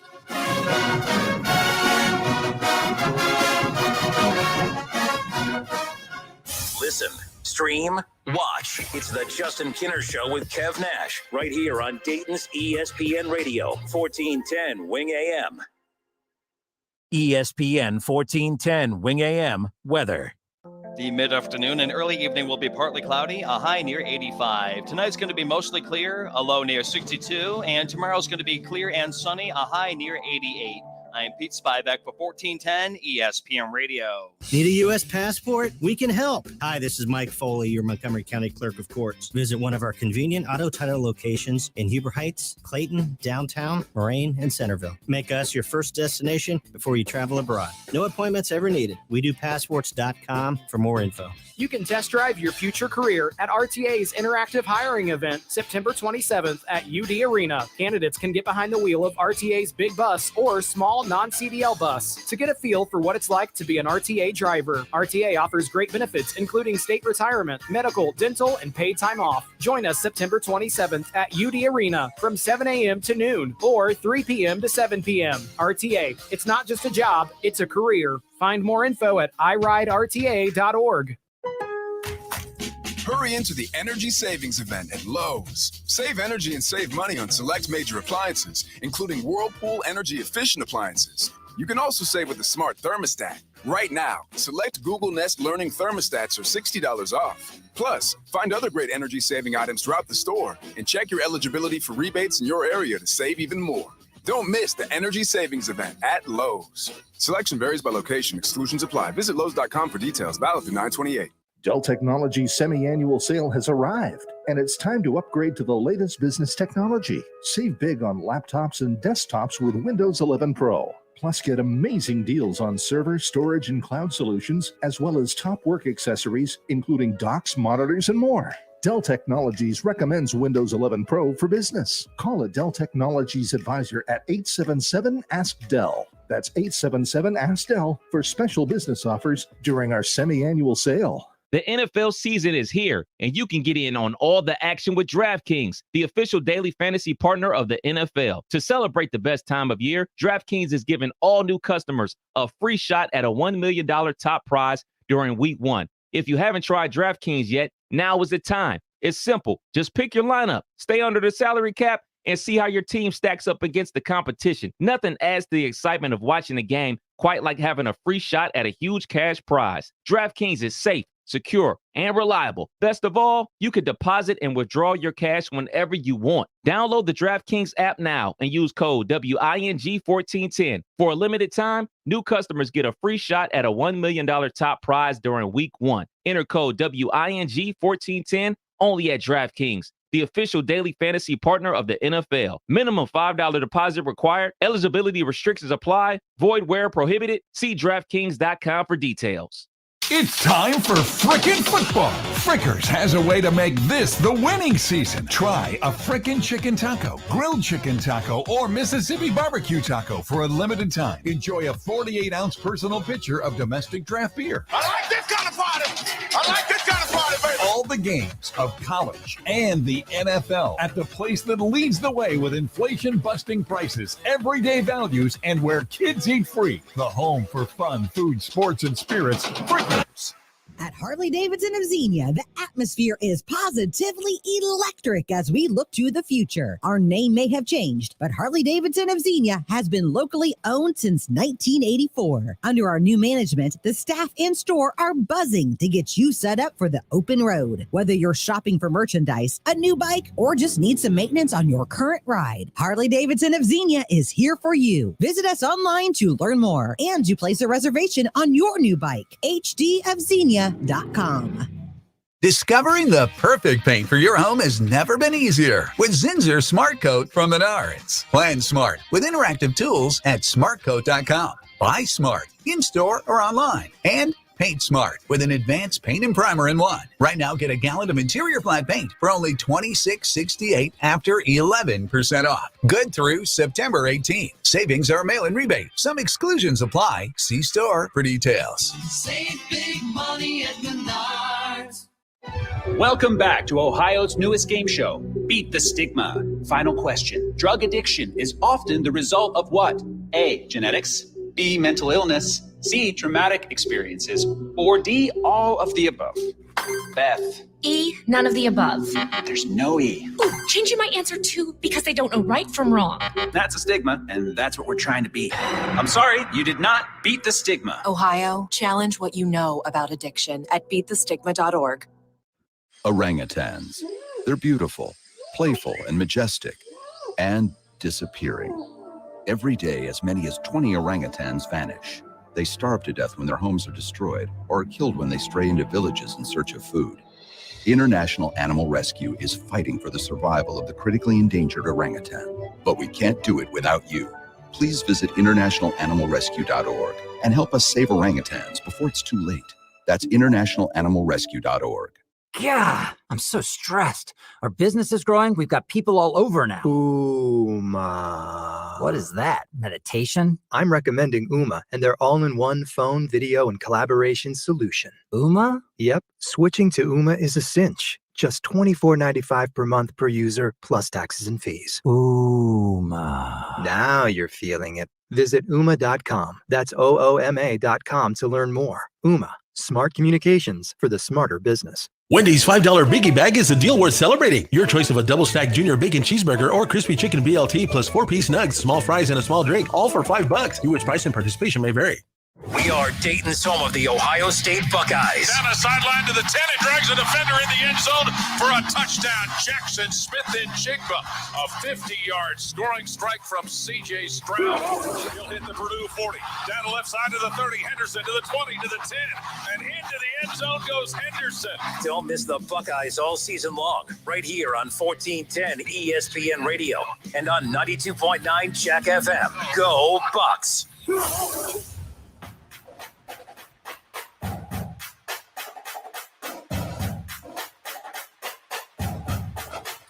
Tomorrow night, we'll be live at Submarine House in Kettering, 930 East Dorothy Lane Road. So come on out, hang out with Keith Byers and myself.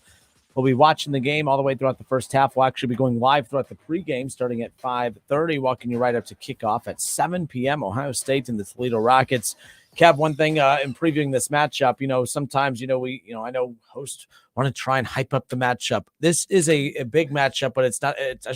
It's a big game, but not really a big matchup. Right. Look, you're under the lights, you're at home, but you do have a big game with Wisconsin coming up a week from tomorrow night.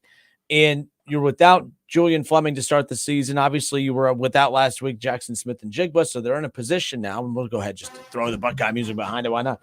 I said this on yesterday's show when you were out that, look, I think it's a very big game because those two need to get snaps. They need to get some reps out on the field. They need to start to get that chemistry down with, of course, C.J. Stroud. Chemistry that I know that they have, but look, Jamar Chase and Joe Burrow and T. Higgins and Tyler Boyd, those guys all have chemistry, and look how out of sync they were in week one. Jamar Chase did just fine because that's what he does. But point is in the NFL, we're seeing sloppy play right off the bat because these guys didn't get any game rep speed at all because they didn't play in the preseason games. They got practice reps, but practice reps are not game reps. Game reps are completely different. The game is faster. It moves at a different pace. So I have no problem with Ryan Day throwing Julian Fleming and Jackson Smith-Njigba out against Toledo tomorrow night because it's about giving them reps and getting them kind of acclimated again back into the offense. In a big game against Wisconsin, I would hate to see a rusty game for both of them. If after that's the first time they're back since their injuries, they look rusty. The offense falls flat, and now they're vulnerable to losing against a strong, powerful Wisconsin team, a physical Wisconsin team. I have no problem with them playing him tonight. I was surprised at how many fans were criticizing Ryan Day for the decision to play these dudes tomorrow. I have no problem with it. Game will be done by halftime. And their reps will probably be done by halftime. I just think this is a really silly thing to be upset with Ryan Day about. Exactly what you said. Exactly what you said. Look, they have to get reps. Look, Julian Fleming, he got hurt in camp, so he hasn't been able to be out there a ton. Jackson Smith-Njigba got hurt on the first quarter of the Notre Dame game, so he needs to get real reps. Look, practice reps and game reps are two totally different things. Mm-hmm. Practice reps, look. You're not trying to kill your own teammate in practice. They thud. They don't tackle to the ground. They only tackle to the ground in scrimmages, and they only do, 2 or 3 scrimmages in the offseason and everything like that. So getting tackled, getting chemistry with your quarterback is a must. And I know Julian Fleming hasn't lived up to the 5-star potential. Look, he's still good at football. And even if he's just a blocker out there, that's something else. There's another weapon. Look. I like Xavier Johnson as well, the former walk-on from Cincinnati, but I would much rather have everybody back in their regular position. That means we're running out there with Jackson Smith-Njigba, we're running out there with Marvin Harrison Jr., and we're running out there with Julian Fleming, and then our fourth guy is Mbuka. That's what they want. They want Johnson to be the fifth guy. You know what I'm saying? So these are important reps for them to get, chemistry reps, so they're ready for Big Ten play. So this is absolutely vital that they get out there and play before Big Ten play starts. Not a big deal.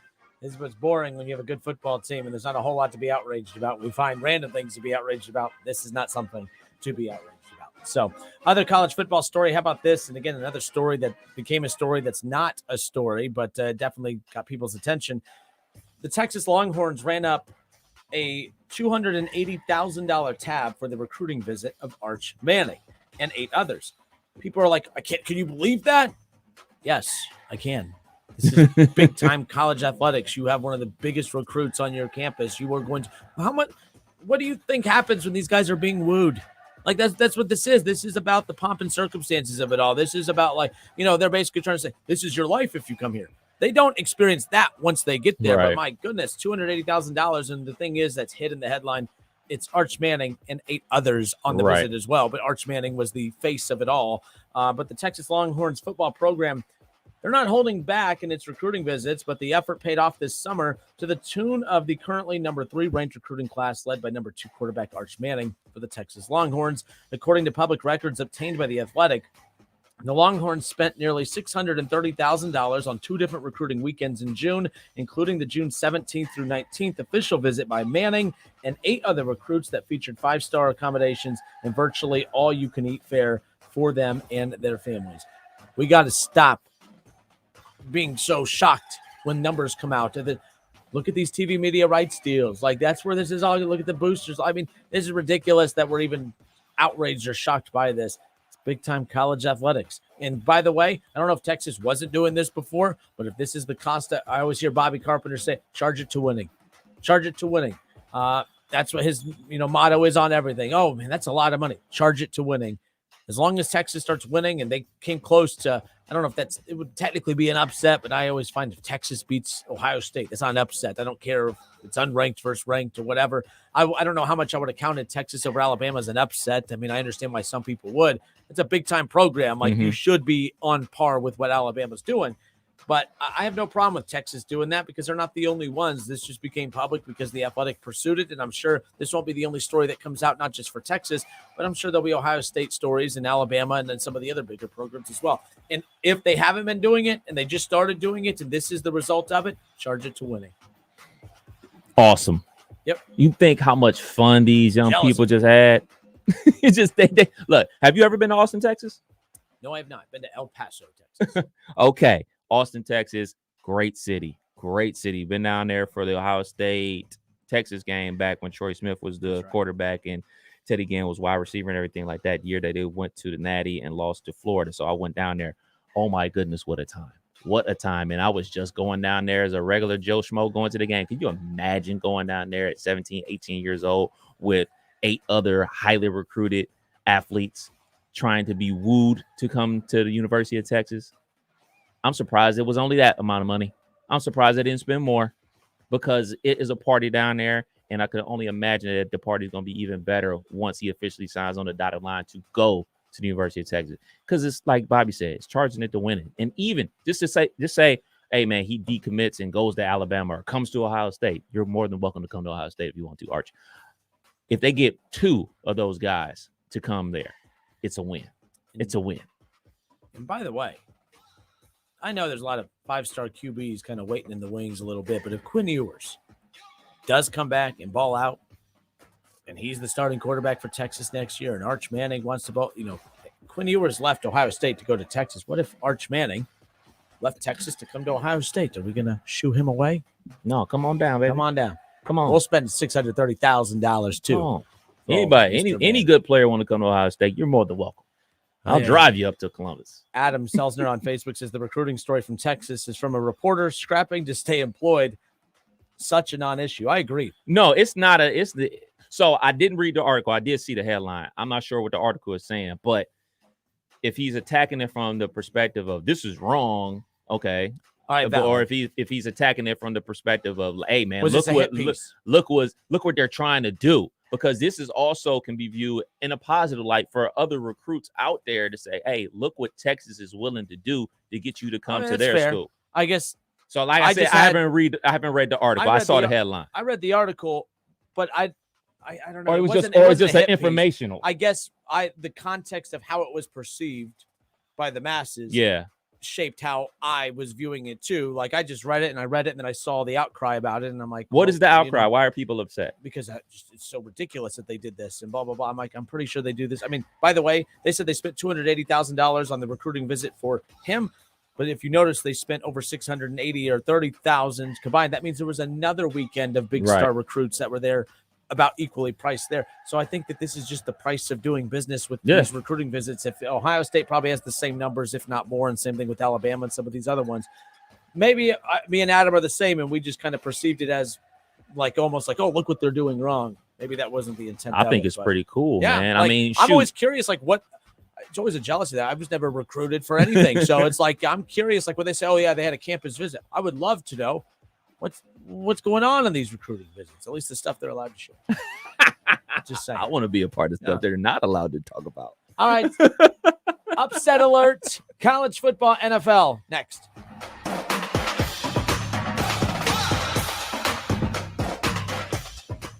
The Justin Kinner Show with Kev Nash. Presented by Brad Mays with Home Experts Realty. Weekdays at 3 p.m. on 1410 ESPN Radio. If you have a small business, Staples has your sign. Banners for my bakery? Staples has your sign. Oh, posters for my new pet store. Floor decals for a pharmacy. Every day, Staples associates help every kind of small business create bold signs to make big impressions. And now get $10 off custom signs, banners, and posters when you spend $50 or more. This is your sign, so print it big at Staples. Ends 10/1. Visit staplesconnect.com/thisisyoursign for details. It's time for frickin' football. Frickers has a way to make this the winning season. Try a frickin' chicken taco, grilled chicken taco, or Mississippi barbecue taco for a limited time. Enjoy a 48-ounce personal pitcher of domestic draft beer. I like this kind of party.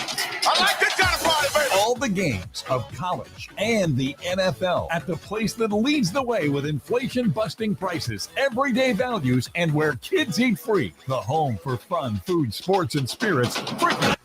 Don't put it off any longer. You know it's time. Time for a bathroom upgrade by Bath Creations. Bath Creations is a leader in bathroom renovations, providing the very best value in bath and shower remodeling and proudly made in the USA. With Bath Creations, you get a beautiful modern bathroom that's safe, comfortable, and affordable. Attention first responders, veterans, and active military. Save $500 off your purchase right now. Visit Poe Avenue in Dayton or online at mybathcreations.com. And upgrade today.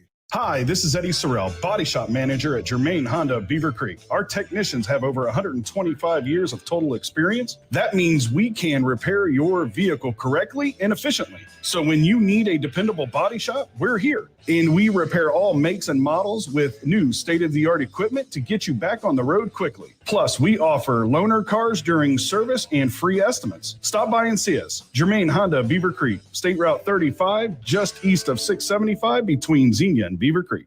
You have empty office space to fill or home office to create. You know what you need. You know what you'd like. But you also have a pretty good idea after you've shopped around the usual places what you need and what you like might not happen. Well, then you haven't been to Charles Larrick's Warehouse Outlet. Nobody has their selection. Nobody has their discounts. And every week, there's something new. If you need office furniture, Larrick's Warehouse Outlet can sell it to you for half the price and below manufacturer's selected prices. Half price and below on hundreds of items. Selection from budget to the best. Really, desks from $50 to $5,000. Filing cabinets from $25 to $500. Before you go anywhere else, do yourself a favor and come to Larrick's Warehouse Outlet. With 25,000 square feet of selection, you're not going to go anywhere else. Larrick's Warehouse Outlet at 23 McOil Avenue, Dayton. Open Monday through Friday, 9 to 6. Larrick's, continuing the tradition.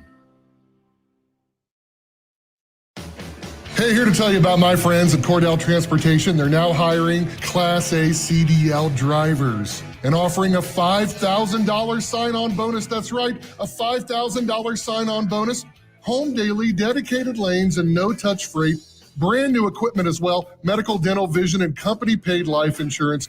Apply online at CordellTransportation.com. Cordell Transportation, driven to succeed. When I got the news, I was shocked. I was scared. I was angry. When I heard it could be treated with the right care, I was relieved. I was happy. I was given a second chance. Urology Specialists of Ohio offers men peace of mind. 5 physicians and 5 locations. Now accepting new patients. Make an appointment with a physician that cares about your health and prevention. Urology Specialists of Ohio, Beaver Creek, Springfield, Urbana, Xenia, and London. Online at urologyspecialistsofohio.com. It's time to update your floors with Great Lakes Flooring from Menards. It's waterproof, durable, and it has an attached bed for comfort. This quick and easy to install flooring is sure to go with any decor. From wood grain and tile looks, we're sure to have the look for you. All Great Lakes Vinyl Plank flooring is 11% off at Menards. Good through September 18th. Savings are a mail-in rebate. Some exclusions apply. See store for details. Save big money at Menards. Hey, Buckeye fans, as the official wing sponsor of your Ohio State Buckeyes, Roosters is giving away 12 trips for 2 to this year's Buckeye Bowl game. Each trip comes complete with airfare, hotel, gift bag, and 2 tickets to the big game. 1 bowl prize winner chosen each week, along with other cool Roosters weekly prizes. So register every week at roosterswings.com. Roosters, a fun, casual joint, and the official wing sponsor of Ohio State Athletics. Official contest rules at roosterswings.com. Listen to this station anytime, anywhere on Odyssey. Odyssey is your new audio home for all the music, news, sports, and podcasts that matter to you. Odyssey. That's AUDACY. Montgomery County veterans, we're here to serve you. You served your country, and now it's time we served you. You are entitled to many VA benefits, to include compensation, pension, and more. Call 937-225-4801 or online at mcvsc.org.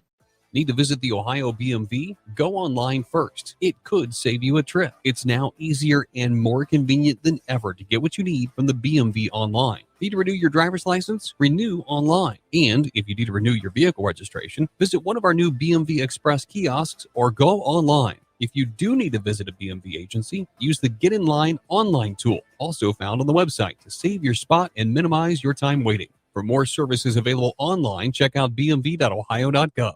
If you need to hire, you need Indeed.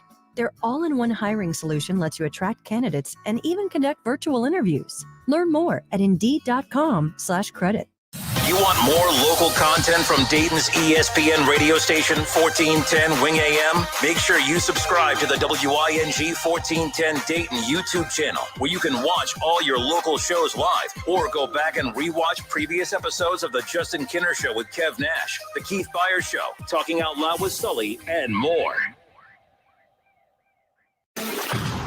College football playoffs, Browns, Bengals, Buckeyes, and more. Catch the Keith Byers Show Mondays at noon on 1410 ESPN Radio.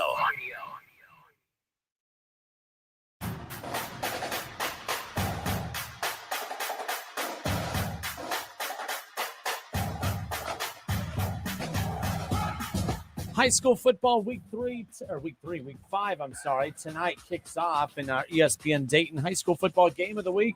The Wayne Warriors welcoming in, of course, the Miamisburg Vikings. Jackson McGowan, again, been talking about him all offseason and saying I couldn't wait for high school football so I get a chance to see him play again. The last time I got to see him play live, it was when Miamisburg upset one of the top teams in the state last year in Springfield, of course. He had a fantastic game, over 100 yards receiving, 3 touchdowns. He's had a great season thus far as well. And I'm expecting a good one tonight as Miamisburg coming off a tough loss last week against Centerville. But Wayne also coming off a tough loss last week against Springfield. So 2 teams in desperate need of a win right now. It's the first playoff rankings came out, or the points ratings, or whatever you call it in high school. Playoff rankings is just what I'm going to call it. Both are in position to do it. But again, every time you lose, you're just knocking yourself back. It's a big one tonight. Keith Byers and I will be live in Huber Heights bringing you that action. That's coming up 7 o'clock tonight on 1410 ESPN Radio. So week 3 of college football, Kev, upset alert.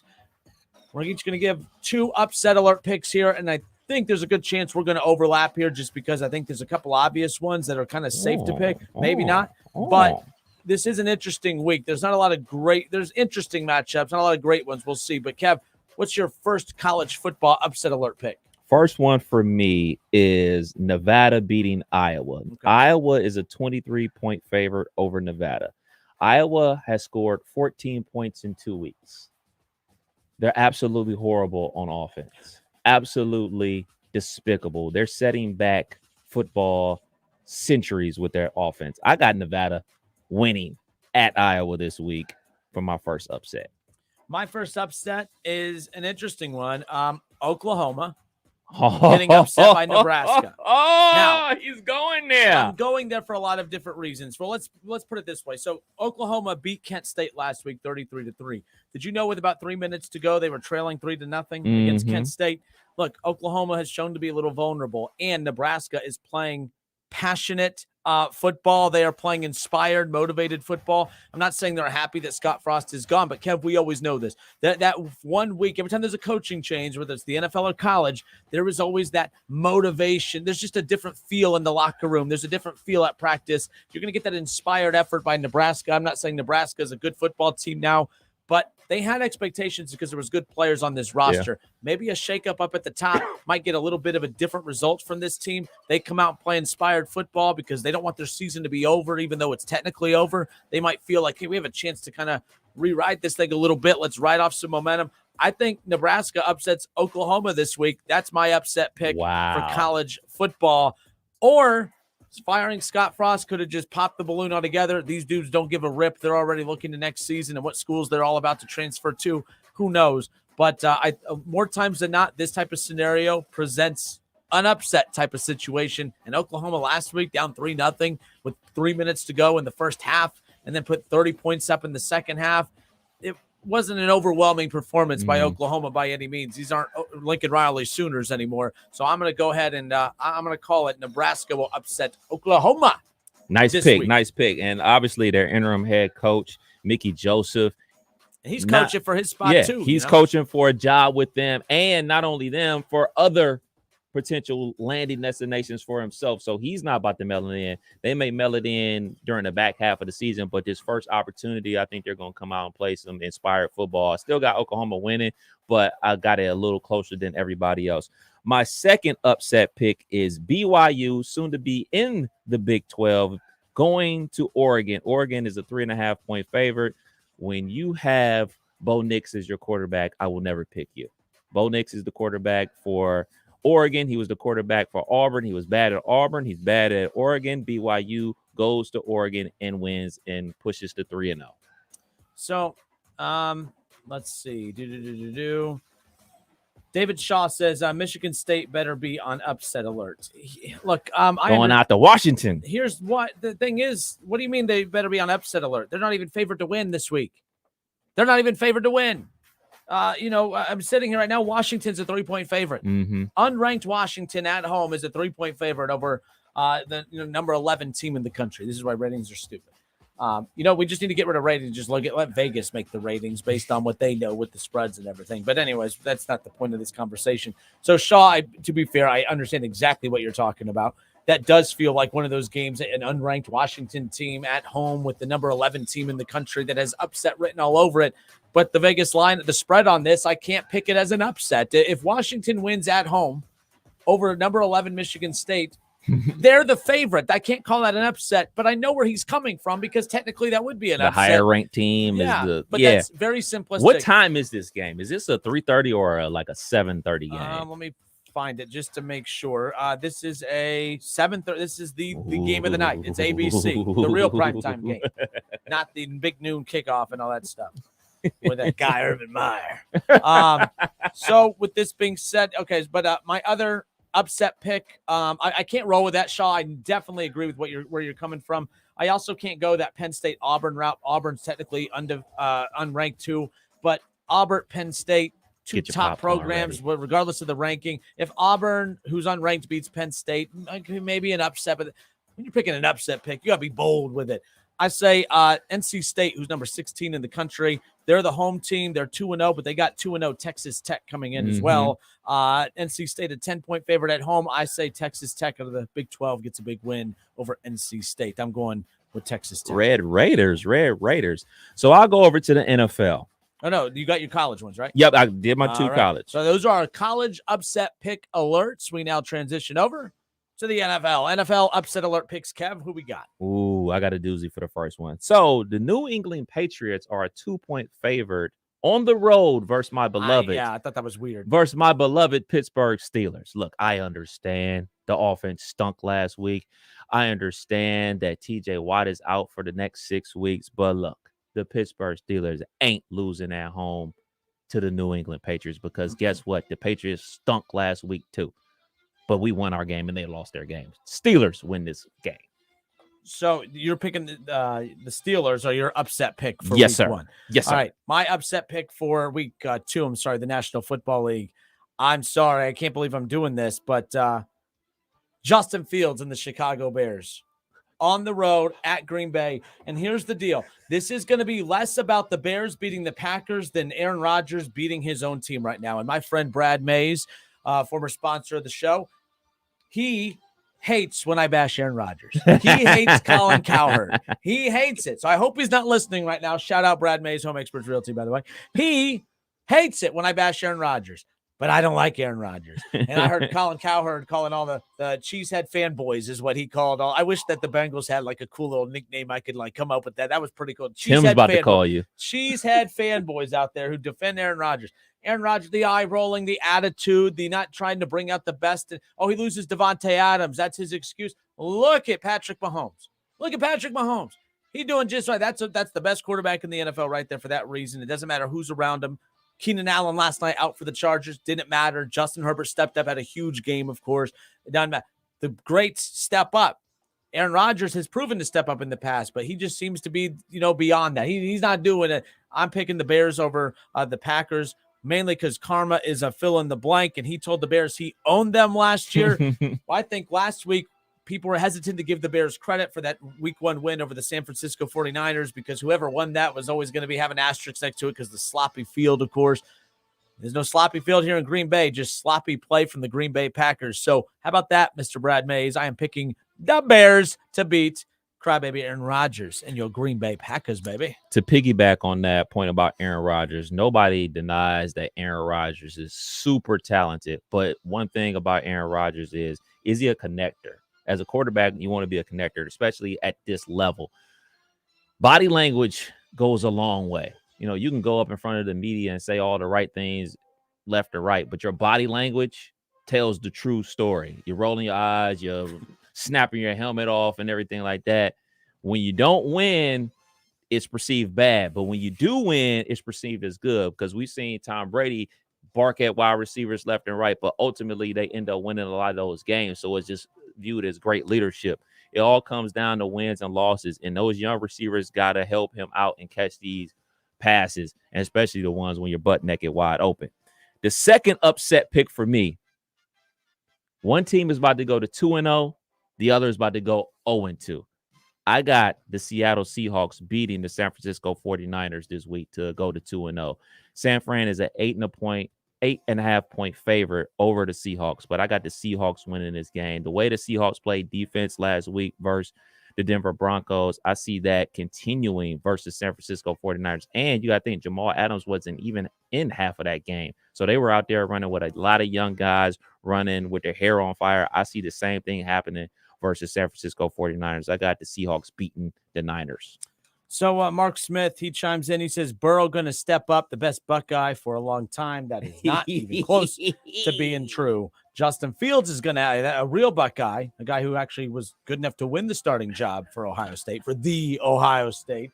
All right, not some third string bum. All right, we're talking about the Ohio State University, a guy who's good enough to win the starting job. Justin Fields and the Bears going to upset Aaron Rodgers and the Green Bay Packers. That was my first upset pick. My second upset pick here this evening for week 2. How about them Cowboys, baby? Cooper Rush, baby.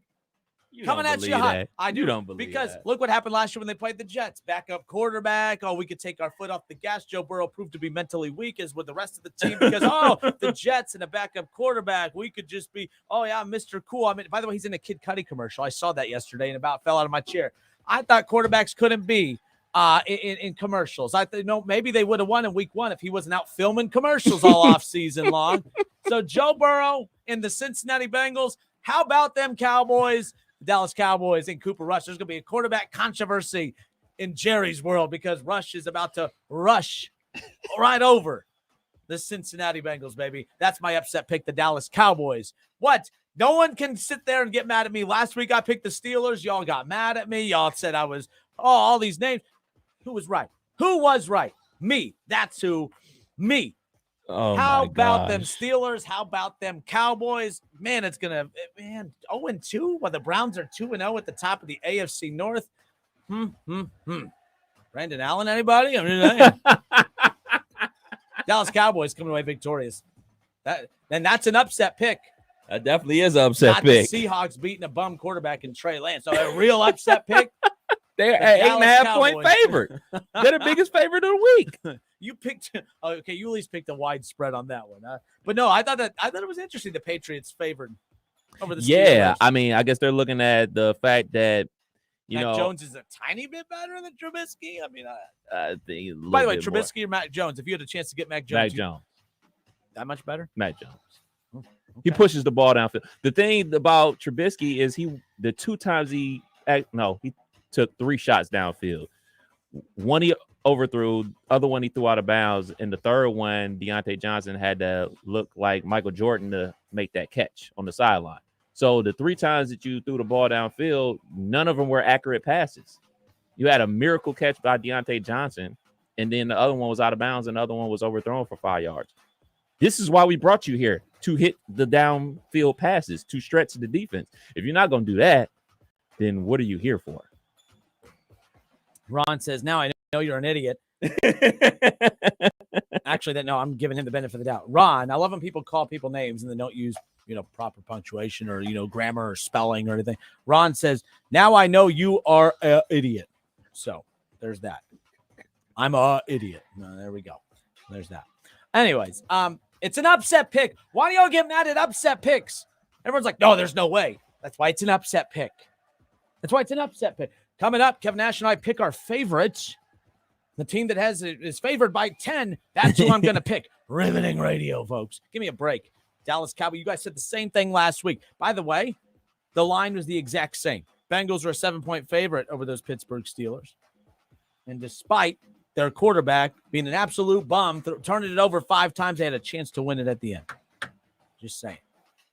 I'm like Baker Mayfield out there. There's a Baker Mayfield reference. I thought we were done with Baker Mayfield. I thought we were too. We were so close. Oh, man. But yes, it's an upset. The Dallas Cowboys beating the Dallas Cowboys, beating Joe Burrow and the Cincinnati Bengals.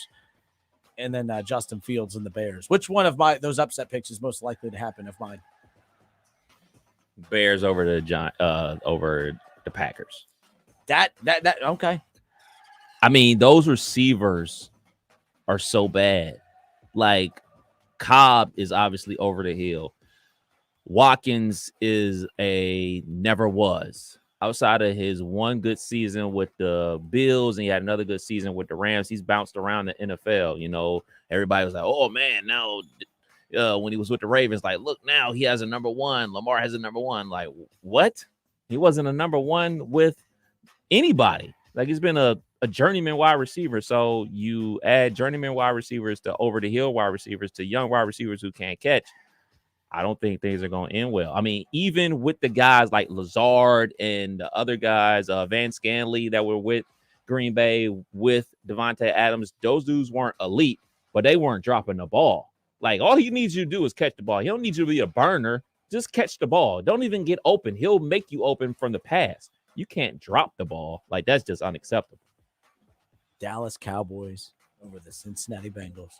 Who they ain't gonna beat them Bengals? Dallas Cowboys, that's who. Hour 3 next.